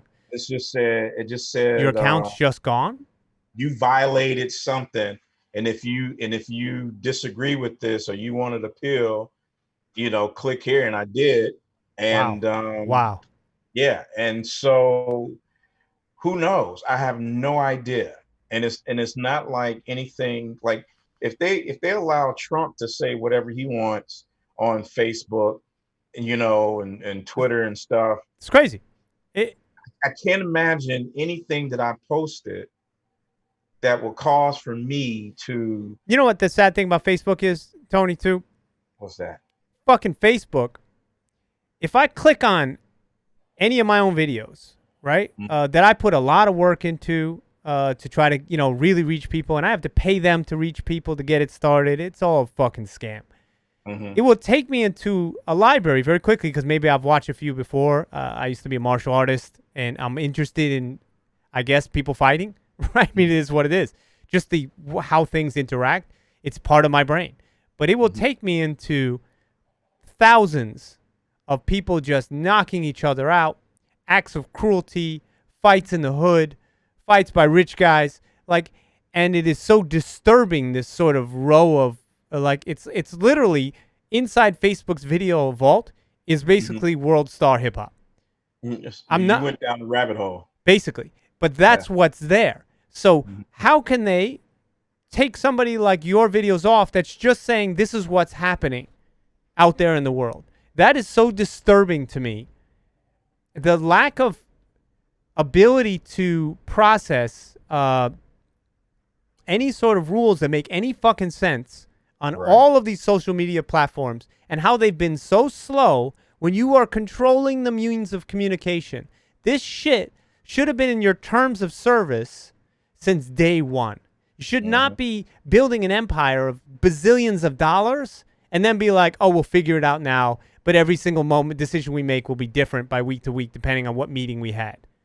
And these meetings, by the way, don't include actual people, just a bunch of guys who probably haven't seen daylight in fucking 400 days. It's crazy. It's crazy. I can't believe you got banned for that. That's ridiculous. And you probably have put work into your Facebook. Me, I would be horrified. I'd be like, what do I do? Where's all my stuff? Well, the thing is, I don't upload like videos that I've created Right. to Facebook. They're not getting that. You just But linked. all I was doing was reposting stuff that may CNN have posted, or from some other news site have like it's stuff that's already there. It's crazy. And so yeah, I have no idea. So I'm with you. I'm completely against. So this is another obstacle of creating within this. It's pushing the wrong buttons or pushing the right buttons, but it's also like, at what point am I going to hit the too far? You know. And if Facebook is my main outlet, right? Say it is. Say I've invested, because that's how they do it. That's how they trap you. Maybe I've invested in YouTube and I have 100,000 subscribers. I think I have 5,000. So I'm not as invested as I should be more. But my point is that what if I did? What if I just spent 2 years investing in YouTube, or 5 years? And that's all I have, because their algorithm's so different from every other thing. And that's how I reach people on there. And all of a sudden they're just like, now we had a meeting. Bye. I can't agree with it. I don't agree with basically any censorship. You know what I'm saying? Obviously I don't mind what Twitter at least did, is like, hey, we find this thing to be offensive. We're going to put a footnote on it because it's going out to 60 million people. That's just being fucking responsible, right? Or tagging it with a warning. This may violate your video should have just had the little eyeball, click, this has been reported, click through to watch it. That's fine. That's the level of censorship I'm comfortable with. But I think that, and I criticize the left sometimes, and I always will say I'm a more liberal guy. I do not like thought policing of any form, because the first person that they will come after when it's like they get what they want, whatever that thing is, and it will shift. And it's not always a bad thing. Sometimes it's a great cause, but sometimes that cause can turn to a cause that's not so great. Right. And then the first person they will come after is artists, because artists speak their truth, whatever that truth is. Do you agree? I agree. So in creating your content, like, what if you say something that's not a popular thing to say, but it's your point of view? Don't you feel like you should have a right to say it? I definitely feel like you have a right to say it. And I don't know. I'm just so confused how they pick and choose what is offensive and what's not offensive. And it just seems like if you are the everyday man, everyday woman, we don't give a shit about you, and you don't have a voice, and we're going to shut you down and put you in Facebook prison for 90 days. But if you're the president, or, and isn't that crazy? Like, how is that exempt? Man, yeah, he can say whatever he wants to say and not even get a slap on the wrist. That make no sense. Like, how many? It doesn't make any sense. How many tweets of his have threatened people directly? So whenever this is cleared up on Facebook, once I get access to my account, I am removing every picture. Like, I'm just stripping my profile bare, and that's it. And it could still stay there, but I'm not having any of my information on there. And I've already removed anything that was attached to the Facebook account. You know how they want you to, like, oh, you can log into this app using your Facebook. Yeah, I stopped doing that years ago. Yeah, I'm gonna have to think about it. Facebook, and I can't get into my stuff. So you're witnessing. By the way, if you have a light, just turn it on, because you're a little dark in the room. Oh, I thought you were gonna yell at me for saying that. I'm like, uh-oh, can I say that? Oh my god. Yeah. There you go. There you go. I'm gonna turn this light on. Beautiful, beautiful. So I think that both of us. I'm listening. we're in different places, really. I think I'm happy to hear you're creating so much. I'm Mhm. creating as well. This is more of my medium. It's live. But how are you dealing with the emotional strife from the social uprising, as we're calling it today? It's Because this is like, I want to ask you this as it's more of an aside a little bit than the creative thing, because I feel like your individual perspective as an African American man is extremely valuable to whoever can hear it here. You know, because I think that the more people that listen to individual voices, the more they're going to start hearing the same story. okay. So what's the question again? How are you dealing? Like, do you feel more threatened because the awareness is higher at this particular moment? Do you feel that things are going in a direction that pleases you? Are you emotionally charged or more upset by it, less upset? Where's your head?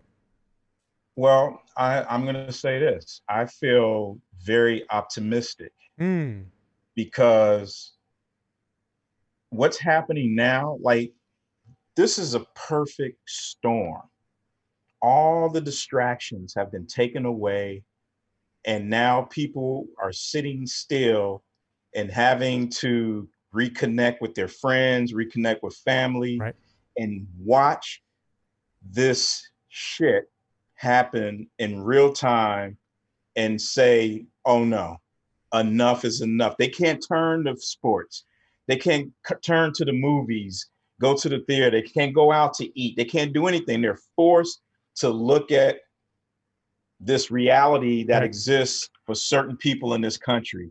And they're just like, oh my God, this is wrong. Enough is enough. And now, I mean, when you have colonels and generals going out on, on camera saying, this is the most divisive president ever, and we must protect the Constitution Right. because he doesn't care about it. And now people are dropping him like hot potatoes and stuff. It's just like everybody's jockeying to be on the right side of history. And I believe that 2020 is going to go down as one of the most influential years in the world. It's it, Like it's exciting. In a it, way, it it's exciting. you got when I'm sorry, but when you got people in It's France and crazy. Yeah, it's beautiful. Yeah. Australia, New Zealand, all around the world, you got people in a small town that's maybe only populated with cousins and stuff. Like everybody's walking around marching, Black Lives Matter, Black Lives Matter, wrong is wrong, and this and that. That's contagious. And that is not what certain groups want to see. And it's going to be a powerful thing. And this is going to be the year of change. I hope Real so. change. I hope so, man. I mean, I feel it already. I'm able to have conversation. I always have these conversations. The artists kind of that's what we do. If Mm-hmm. you examine yourself, you examine others, and you compare notes, and it's just how you get to your truth, right? So Right. these conversations for me, they're pretty normal, and things in New York usually, not in every place, not for everybody, are pretty in the open. We kind of know what each other feels and thinks for the most part. That doesn't mean I'm in somebody else's shoes. Just All right. means that my ear is close to their speech, you know, at many times. And we grow up in a pretty diverse way. But for those that grow up in other parts of the country in small bubbles, I hope it reaches them. I hope it reaches people in a small town that just have no black people in them. And Mm-hmm. they can glean it from the media. But that's difficult because a lot of those people listen to media that propagandizes against it. To Yeah. this day, I mean, you pick up the New York Post, and my God, I mean, the looting, which I disagree with, and Mm-hmm. most people do, because it's so mixed with anger and anarchists and troublemakers and people who are just pent up, and you put all those things together. That's a small part of what's happening. but it's getting the most attention because it's the most visceral to see, you know? And I just hope that people can really see what's really happening. Is like, you see this, there's a video of a young girl. She must be 12, 13. She's recording herself confronting her father, who says, I work in the hood. You seen this one? Yeah, it's amazing. He's saying, I work in the hood. I know what these people are like, and blah, blah, blah. And you take any impoverished, dense, meaning proximity community, ever, and you see the same exact thing. You see higher violence. You see, because I was having this conversation yesterday, less money, more stress. You know, not enough to feed people, more stress. And then you take that in rural areas where white people, they're usually more separated. So that stress is not contagious. But you take a group of people for long enough and you stick them in a place that's high stress and you put them all on top of each other, you know, and then to judge that by color and not by circumstance, it's astounding to me. And this girl was confronting her father on that because what he was talking about was circumstance. But he saw it as color because that's been institutionalized into our culture. But it's fascinating to see this little girl have that conversation, you know? And look, this was the Irish people. This was the Jews at one point. This was they've moved that tag. It's just easiest to move it to black people because it's the most visible. You know, I can hide. I'm part Jewish. You can see my big ass nose, but I can hide. You know what I'm saying? And maybe what I haven't been able to hide, this you'll find interesting, and has created empathy in me. And I've talked about this story and several others before. I've been stopped many times by the police. I don't know why. Maybe it's I don't shave. I don't know what the fuck it is. I don't know why I don't get that super white power to avoid them, but sometimes I get it. And I was pulled over with my Asian friend in L.A. Because I was driving a 1988 Chevy Caprice. So I probably looked poor. And they had me come out and put the hands up. They had the guns and we're like, yo, we're going to get shot. And I'm glad it happened to me because I said, this is something I went through once. And I know people who have been through it many, many, many, many times. So at least give me a glimmer of it. Can I tell you? Please tell me. Between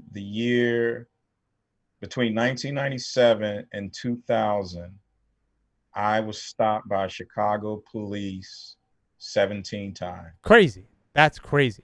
And how many years? 3 years. See, that's insane. And so that's why people need to hear this.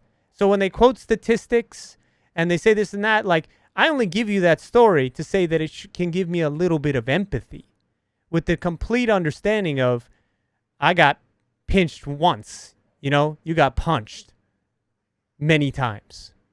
And I know this because all my friends here, it's like going to their neighborhoods and stop and frisk. My God, how are you just going to stop people in the street and just be like, empty your pockets? What for? You turn any place into a prison and you're like, oh, why do people act badly? Because you made it into a fucking prison. It baffles my mind. Like, and it baffles me that people, and I'm not preaching this to you, Tony. You know, obviously, you live it. I've only listened and gleaned some of it. I say this because there are people that are listening to this that will, and we know this to be true too, unfortunately, hear these words more clearly coming out of my mouth than yours. Probably. And that's more about how they were raised than anything else or how they were programmed, in my opinion. I'm sure some people are saying, well, you know, if he was stopped by police 17 times, what was he doing? Absolutely. You know, yeah, speeding and this and that. Well, I will say this: of those stops, I had to go to court 3 times, and I did go to court. And the fact that I showed up, it was thrown out. Wow. Because the judge is like, "What is this? Right. It's ridiculous." And then also in one of those stops, to show you the mentality of this police officer, he stopped me because I had a geo tracker and I had Hampton University across the back window and Michigan State University, where I went to grad school. That's what he saw.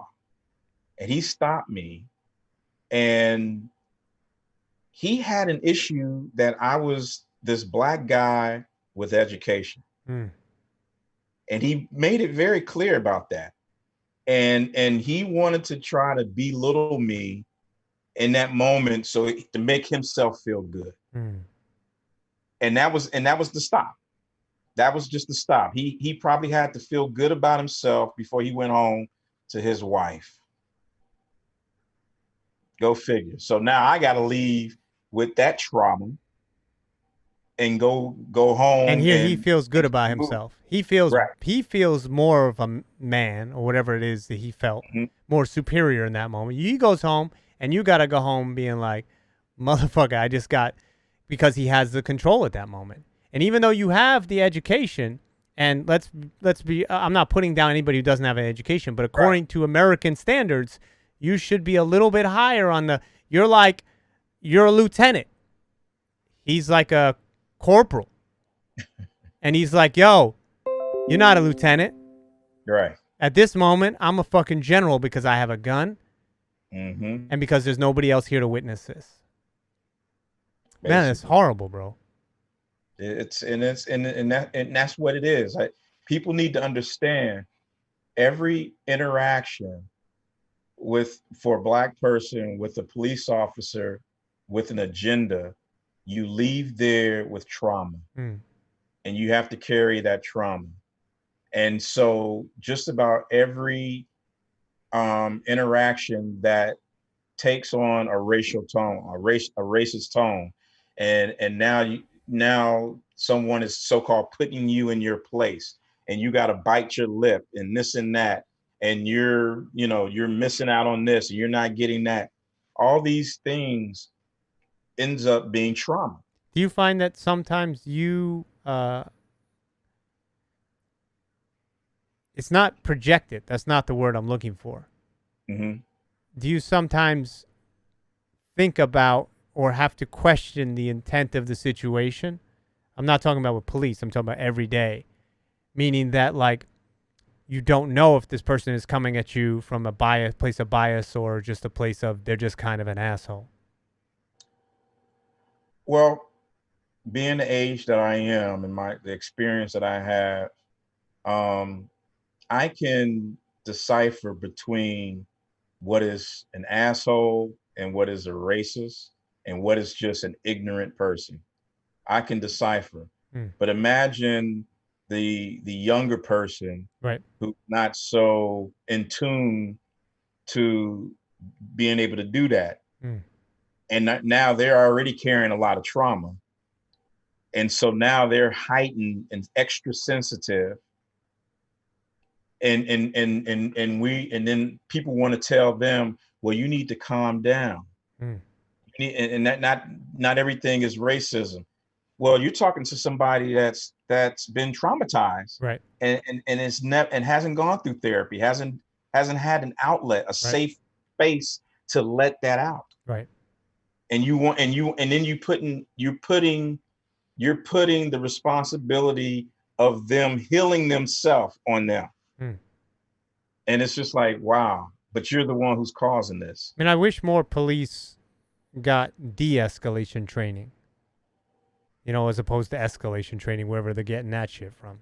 Well, that's what now this is significant. This is the thing. This is what's coming out of this. Mm. You got LA and the state of California talking about they're putting into law that you can't use this chokehold. Mm. So all these different type of chokeholds, they're taken out of the training, and they're going to be giving them, I guess, so-called 40 hours of how to de-escalate a De-escalate. Yeah. situation. Yeah. Yeah. So it's just like, well, why wasn't that part of the training anyway? But okay, you're acknowledging that you fucked up. You didn't do it. Now you want to do it. But why are you doing that? Because we're holding you accountable. The camera's on you. Black people are holding you accountable. Latinx folks are holding you accountable. White people are holding you. Everybody's holding you accountable, and now there's nowhere to hide. It's like turning the lights on and roaches. You live in New York. You know about roaches. Few, right? I'm not roaches. I don't like roaches. They disgust me. I flip out if I start getting a lot of roaches. Ants, I can handle. Spiders, Okay. no problem.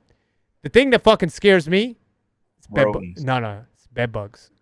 That's my like. Oh, If that's like I'm, it's over for me. My life is over.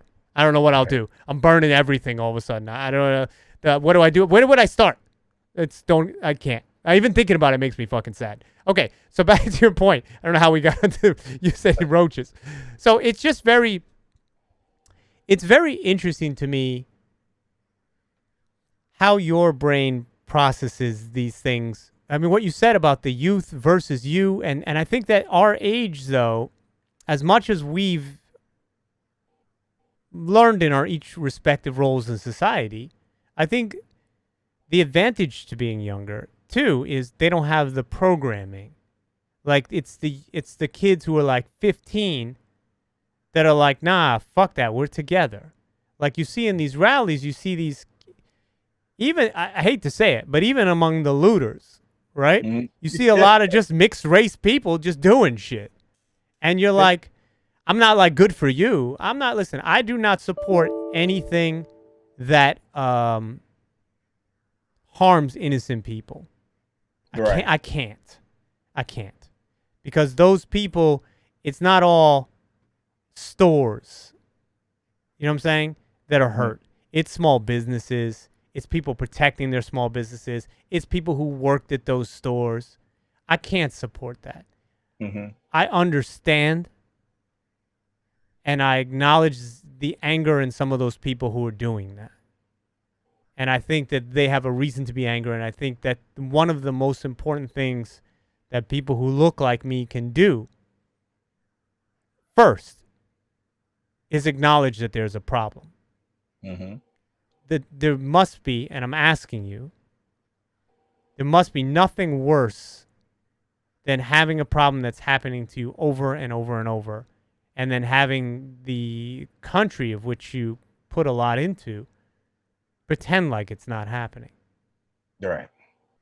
Does that anger you? Or, I mean, I know it angers people. Or have you just come to the point of where you just say, I accept it, fuck it. They are who they are. Well, I'm different because I'm constantly thinking of how I can beat the system. Like I haven't given in. You know, I might not be like the young person that's, like, fuck this, blah blah blah blah blah blah. I'm just strategizing more. Right. Smart. I'm not playing checkers, I'm playing chess.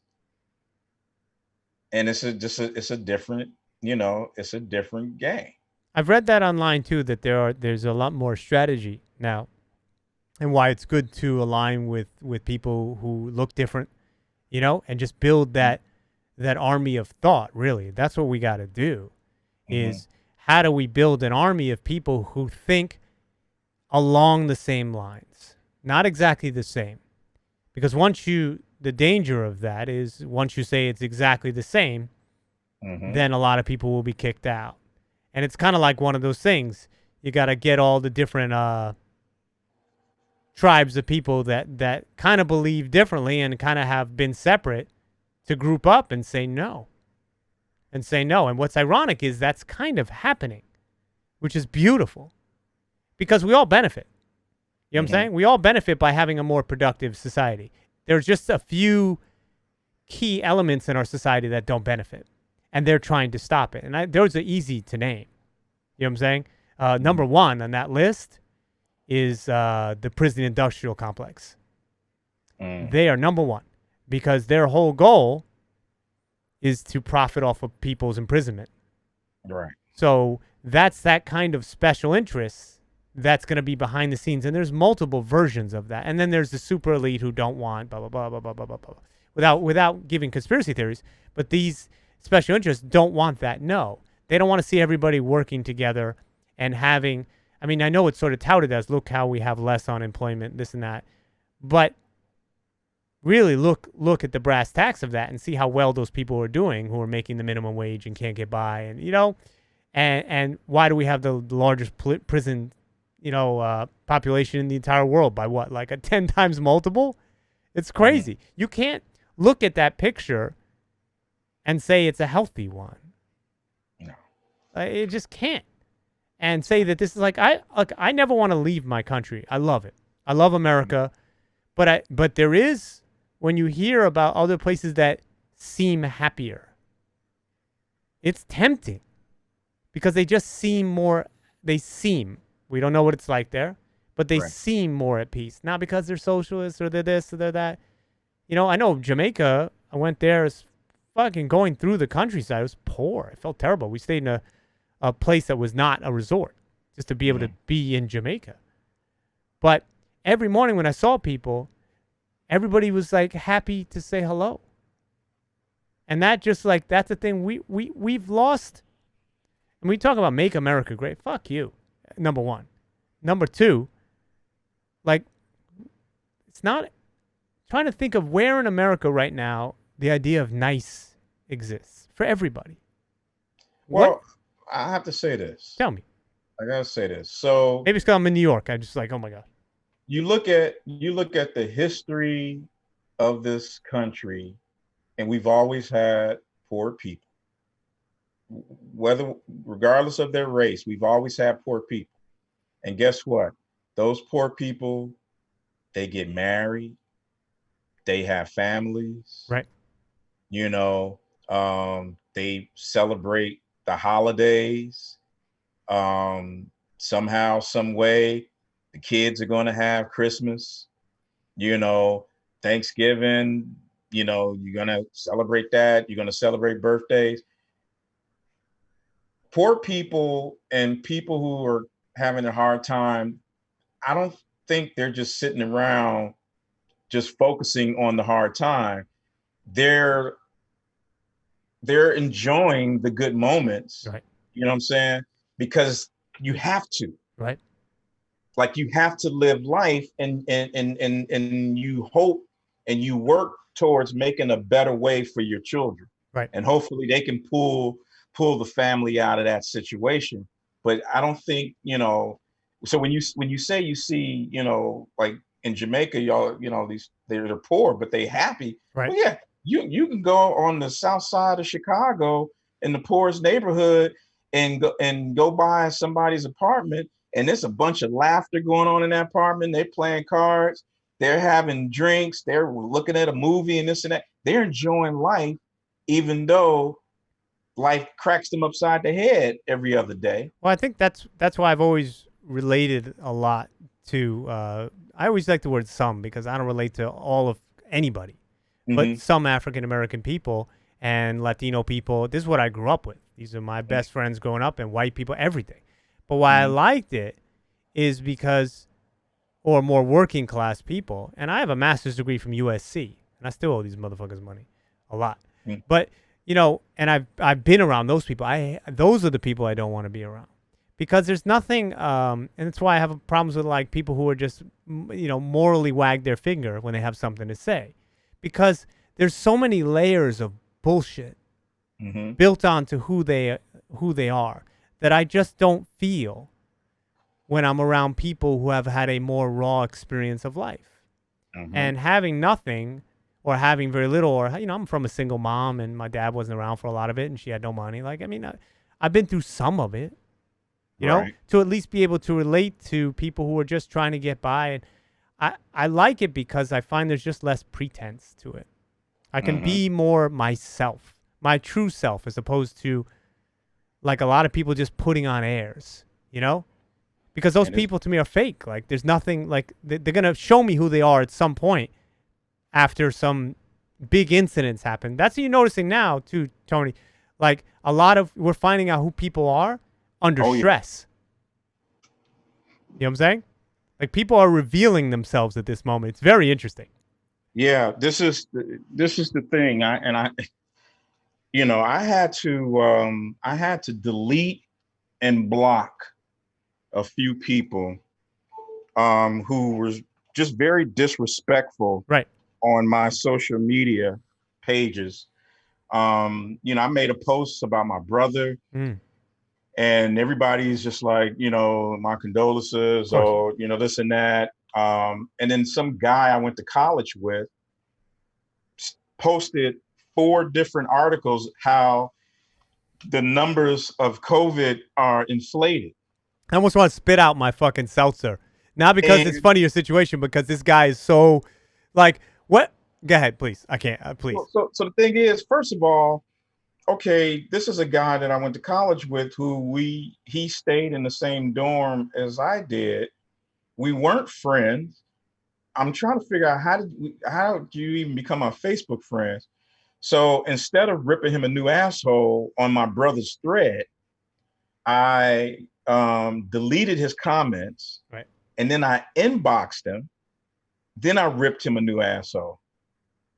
And this is a black guy, but conservative, Republican, Trump supporter.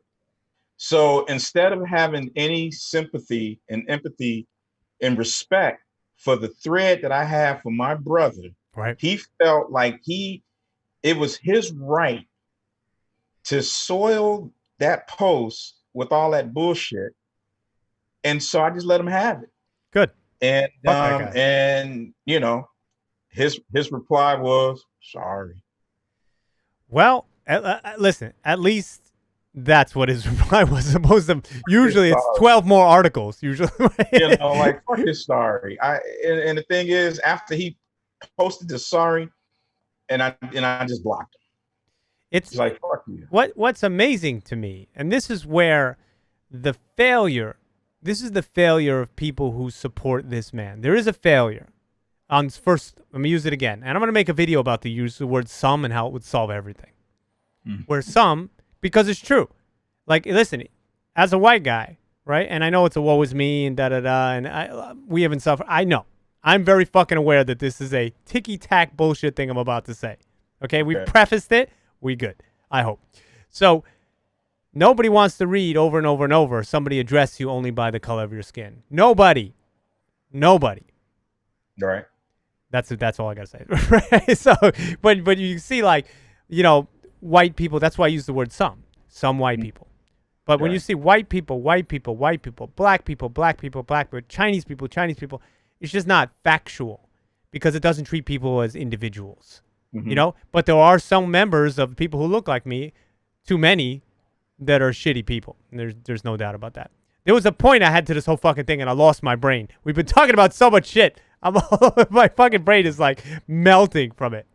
Melting. Tell me. But okay. I think the key thing is, as long as you are being your genuine self, right? That's all you can do. Right. People will respect you if you're being your genuine self and you are willing to listen right. to what another person has to say and come without an agenda. And I will, because if you come with an agenda, it doesn't matter what anybody says. I agree with that partially. Mm-hmm. I think that people who are more real are very accepting of real people. Mm-hmm. I think that people who have that agenda on the other side, right, want to use, in some cases, whatever you say in whatever context they want to say it in to prove their agenda. And that comes from liberals and conservatives and everything. What I was going to say before was, what's shocking to me is that the idea of making America great as a concept, not as a thing that has been turned into, in my eyes, that represents prosperity too, right? But it represents returning to, in this sort of over-idealized bullshit way, a more nicer, more like empathetic way of being. And the fact that people have let, and in this case, I think it's more conservatives with all this like conspiracy shit like you were provided. People have let their empathy be outweighed by their politics in every situation is truly disturbing to me. And that's what that guy did. He did not hear anything about what you were struggling through. He only needed to say what he had to say because he felt, in his own twisted way, he's been convinced that he has no voice. And he will spout that bullshit about to anybody that listens. Meanwhile, you know, I say this a lot, and I don't want to have a political slant to this, discussion, but I will say that you cannot say mainstream media and not include Fox News, the New York Post, and all those other channels. There's 60 million people voted for Donald Trump. It's fucking mainstream. Ask their sponsors how not mainstream they are. All right. You're not getting this from your cousin Joe's off the beaten path newspaper that's for the small town. You're getting this from a mega corporation, which used to be owned by Rupert Murdoch and his loyalists, that controls that message. And just see it for what it is. See it for what it is. All right, so I want to finish this off by sort of jumping back. We've talked about a lot. I really appreciate your perspective and your time. I'm not going to get the last word on this. I want you to.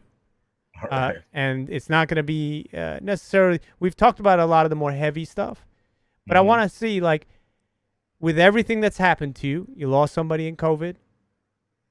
You've had this fucking uprising. You've been working from home. It's changed your career path. What are you going to do going forward? Where do you see your energy at? How do you create during all this? Well, I've been blessed to still get work. The fact that I edit, so I'm actually editing some films. I'm also I'm editing a promotion for the state of Louisiana called We Need Us. But I'm also, developing 2 TV shows. So I'm still creating. One of the things I want to do is I need to get out with the camera, Yeah, me too. and just I need to shoot, and I haven't done any shooting in a while, and I need to do that. So and that's what's going to help me. It's going to be baby steps. Just go out, whether it's getting establishing shots or whatever. But I need to crank up the creative juices, because it's one thing to write, but as you know, it's another thing when you get out there with the camera and you shooting, and it's just something different, So it's going to be good. It's going to be good therapy for me. And yeah, I'm going to just take all this energy and all the stuff that's been happening. I'm just taking it, and I'm going to send it out back out into the world the best way I can.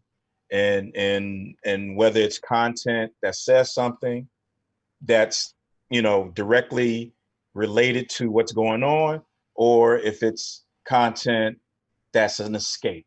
I'm doing both. So and then, that's me. That's what I'm doing.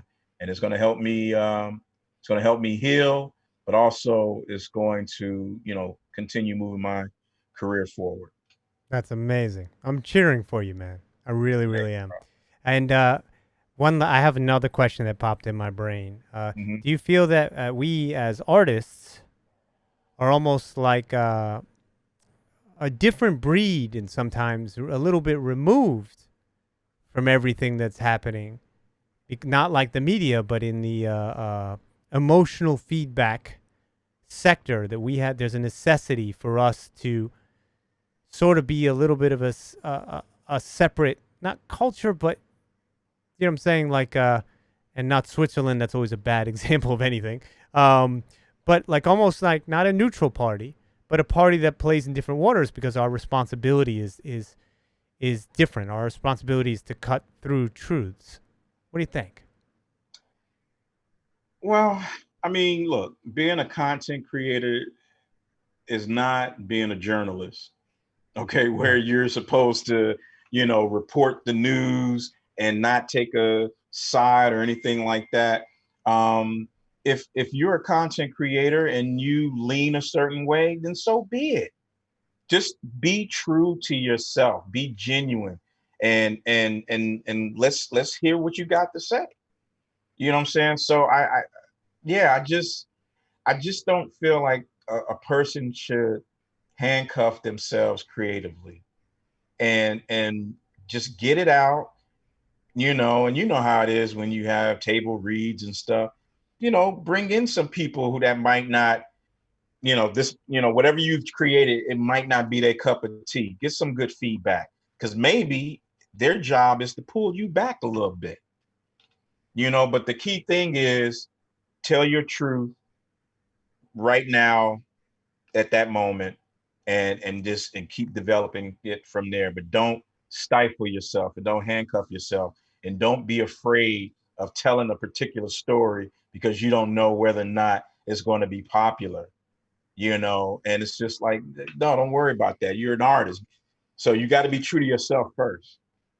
And that, ladies and gentlemen, is how you stay creative through a pandemic and a social uprising. Thank you, Tony. You're amazing, man. I'm glad we got to spend this time together, dude. I very much enjoyed this. Thank you, man. It's Thanks for awesome. reaching out. Of Appreciate it. course, of course. I see us causing some trouble in the future. I think it's going to happen at this point. Thank you, my friend.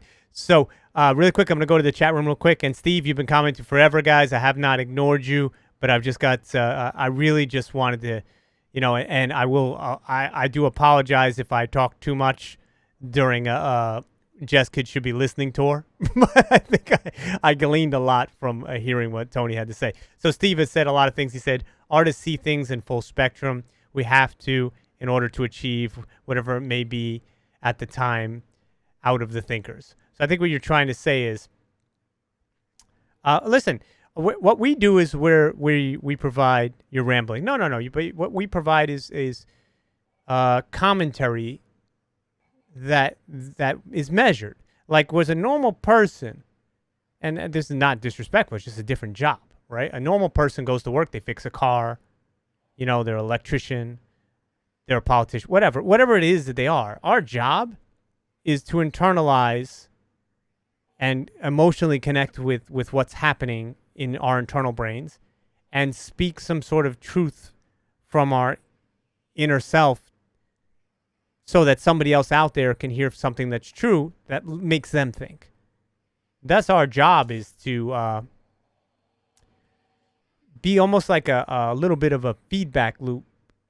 But so many things in history have been changed by art. Like, I mean, so many things, like good movies, like a good movie for me, sometimes even when it's a truth, I don't, multifaceted problem solvers in a way.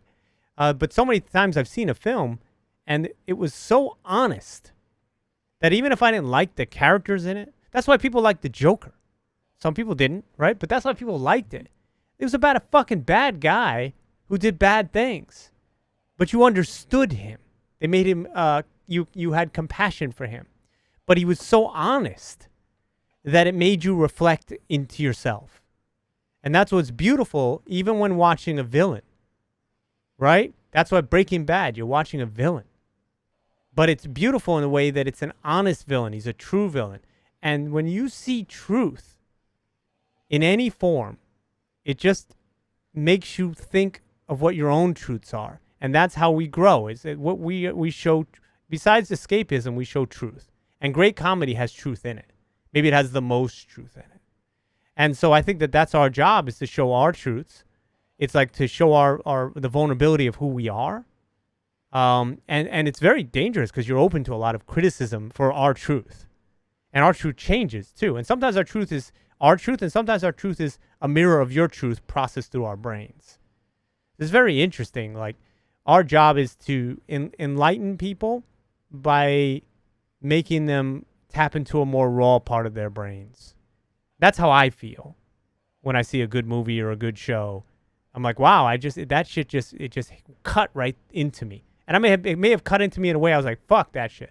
But that's why disingenuous people and disingenuous politicians, I fucking hate them, because there's nothing about them that resonates as true. And that's why I do it. And I think we all fall into some, and then some of us are just assholes who just want to get a fucking paycheck, or the Logan Pauls of the world who just want to create sensationalism and profit off of other people's fucking pain. But that's not truth. Those aren't artists. Those are opportunists. And they're just as big opportunists as people who are looting and doing all that other shit that you disagree with. Those are just a different form of the same fucking beast. You know, people who are just doing shit for the wrong reason. You know? And there are people that rise in power in the arts they do it for the right reason, and that's while still rising, and then they get to the point of truth. But if you don't rise up telling some sense of truth, when you get there, there's not going to be, even if you started, I'm going to tell the truth in my own truth when I get there, then you pile on all these things by selling yourself out in ways that make you uncomfortable. Trust me, by the time you get to where you want to be, there ain't going to be nothing left of that original truth. Just like Mr. Donald Trump, there may be some person in there that's a nice guy before he started all this, but the reality show star he's played for the last 25, 30 years of his life, that's who he is now. Anything left of who that guy is nice, and you're seeing the ramifications of it when he orders troops to fucking mow down people to get to a photo op. And say today George fucking Floyd is looking down happy that we have more jobs after he was murdered in the street. And so I do want to address what you said before, by the way. We're done with the stream part of it, but we can have a more of an open, not we had an open conversation before. But the tone deafness and I'll put it this way. I'll ask any person out there who would vote for this guy again and say to them, okay, well, he's been president for 3.5 years. Have you ever seen the country more divided? Have you ever seen our allies less willing to stand by our side? Ever in your whole lifetime? What do you think will really happen in the next 4 years? If this is it, have you ever seen somebody run through so many people in his fucking staff? This guy's fired, that guy's fired, he's back, he's bad-mouthing me. Have you ever seen people do such immoral things? And I'm like, and that's really my question. It's not to say that you're okay, you're pro-life, okay, you're pro-jobs, okay, I can see all that. But I see 4 years more of this country will tear itself apart. Tony, I'm terrified of that. I am terrified of that. I'm not terrified of Donald Trump and the fake news media, all that bullshit. I'm terrified of what this country will become, what it will look like. Because those that think that no damage has been done, I don't know how do you even have that conversation? I don't know. I mean, it's a hard answer, isn't it? Very respectfully, because you will turn them off. Even this tone that I've taken here will cause people to be like, he doesn't, and they'll walk out. And I often say, man, I should have been more measured. I should have been so forthright. I should have danced around it. I should have been Howard Stern when they couldn't curse and he had to find a way to still throw salami at people or whatever he would do with the crazy shit. And then years later, people are like, no, it's fine. Imagine if Me Too actually came to that guy. Right? Oh my God. And they'd be like, it'd be like Santa's list of naughty, right? It'd be 10,000 things long. Why people liked him, Tony, was truth. He had his own version of it. Mm-hmm. And people just attracted to him just cutting through. Didn't agree with everything, but I enjoyed it. Anyway, I've rambled at you, Tony. It's all right, man. You got me ready. This was cool to let loose, and now I appreciate you. I'm going to enjoy me a cocktail by the hot tub. Listen, I'm not saying you're privileged. I'm not saying that, but I can't leave these 4 fucking walls for months and months, and this motherfucker got a hot tub outside. Well, I mean, it is Texas life. It is Texas life. I am in New York. And as they said that only 10 people can go to the pool at once. Oh my God! So at this hour, shouldn't be anybody out there. I hope not. Listen, man, I am again. I want to say we've covered it. Thank you for your time. Thank you for doing what you do. Thank you for sharing it with me.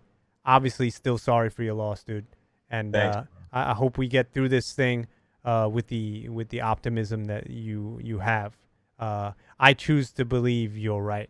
I think that 2020 could be one of the best years we've had in many years, because it could be the year of turn and the year of change and the year of people coming together. All right, my dude. Childbirth, it's painful, but look at the beauty of it. It's true. Facts.